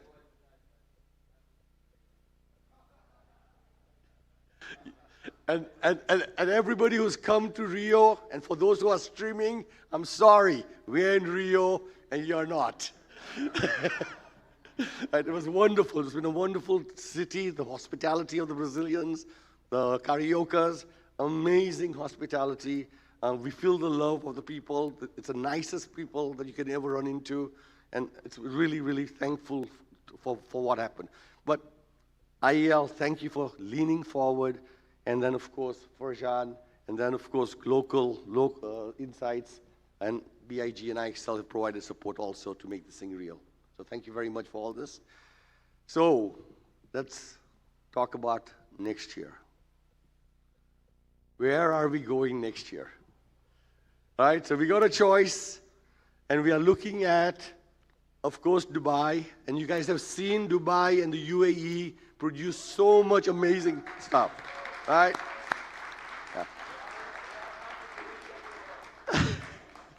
And what is the signal? What is your? This is the symbol of the leader of UAE.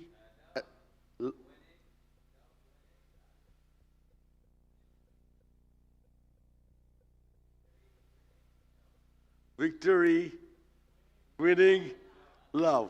So that's why you saw our guest do the signal, which is a symbol of what they're trying to do. So Dubai is an amazing city. If you have not been there, That's one place we are thinking of doing it next year. Norway, we got the Norwegians here. We love them. This event would not have been as much fun without the Norwegians. They certainly know how to have a lot of fun, and they showed the Brazilians also that they can have fun, right? My hometown, Boston, is still there. We love it, right? And Monterrey, Mexico, where 12 of the leading companies are saying, bring it to Monterrey. So people are going to be lobbying. You guys should lobby, but it's going to be one of those 4 cities a year from now. We look forward to you guys coming over there and enjoying yourself also, but submit your next year's applications, of course, right? So thank you very much for that.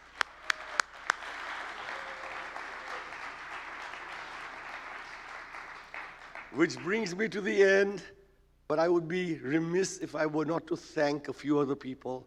Online, there were 2 people who could not make it over here, who helped you guys all talk to. One was Erila Haska. She's going to be a mom, and so she was not able to come to this event. So in the next week, we'll announce whether she's a boy, girl, and the announcement will come out soon. And then, of course, Vanessa, who is in the U.S. right now, she's from the Congo, and she's got visas and everything else, but with our U.S. system right now, leaving the country can create some problems for you, so she stayed also. So we've got interesting times in the United States right now also, but they couldn't come. But they are the ones who, behind the scenes, made all this happen, so thanks to them.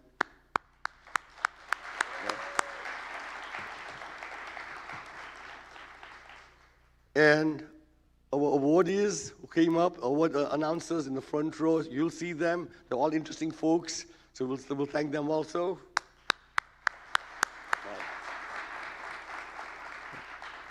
And then there was a team working behind all this thing, the team from IEL and the team from Forjan. They're here somewhere in black outfits and other things. And also the team from IXL, Ahmet, Helena, Milagros, and others who are all helping us do this thing. So thank you very much to them.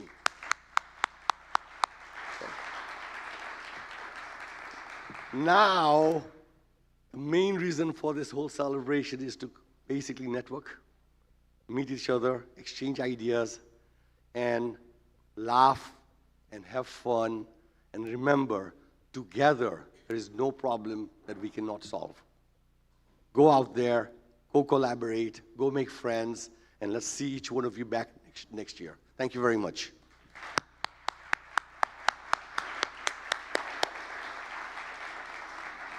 And you guys can go, reception's over there, and enjoy.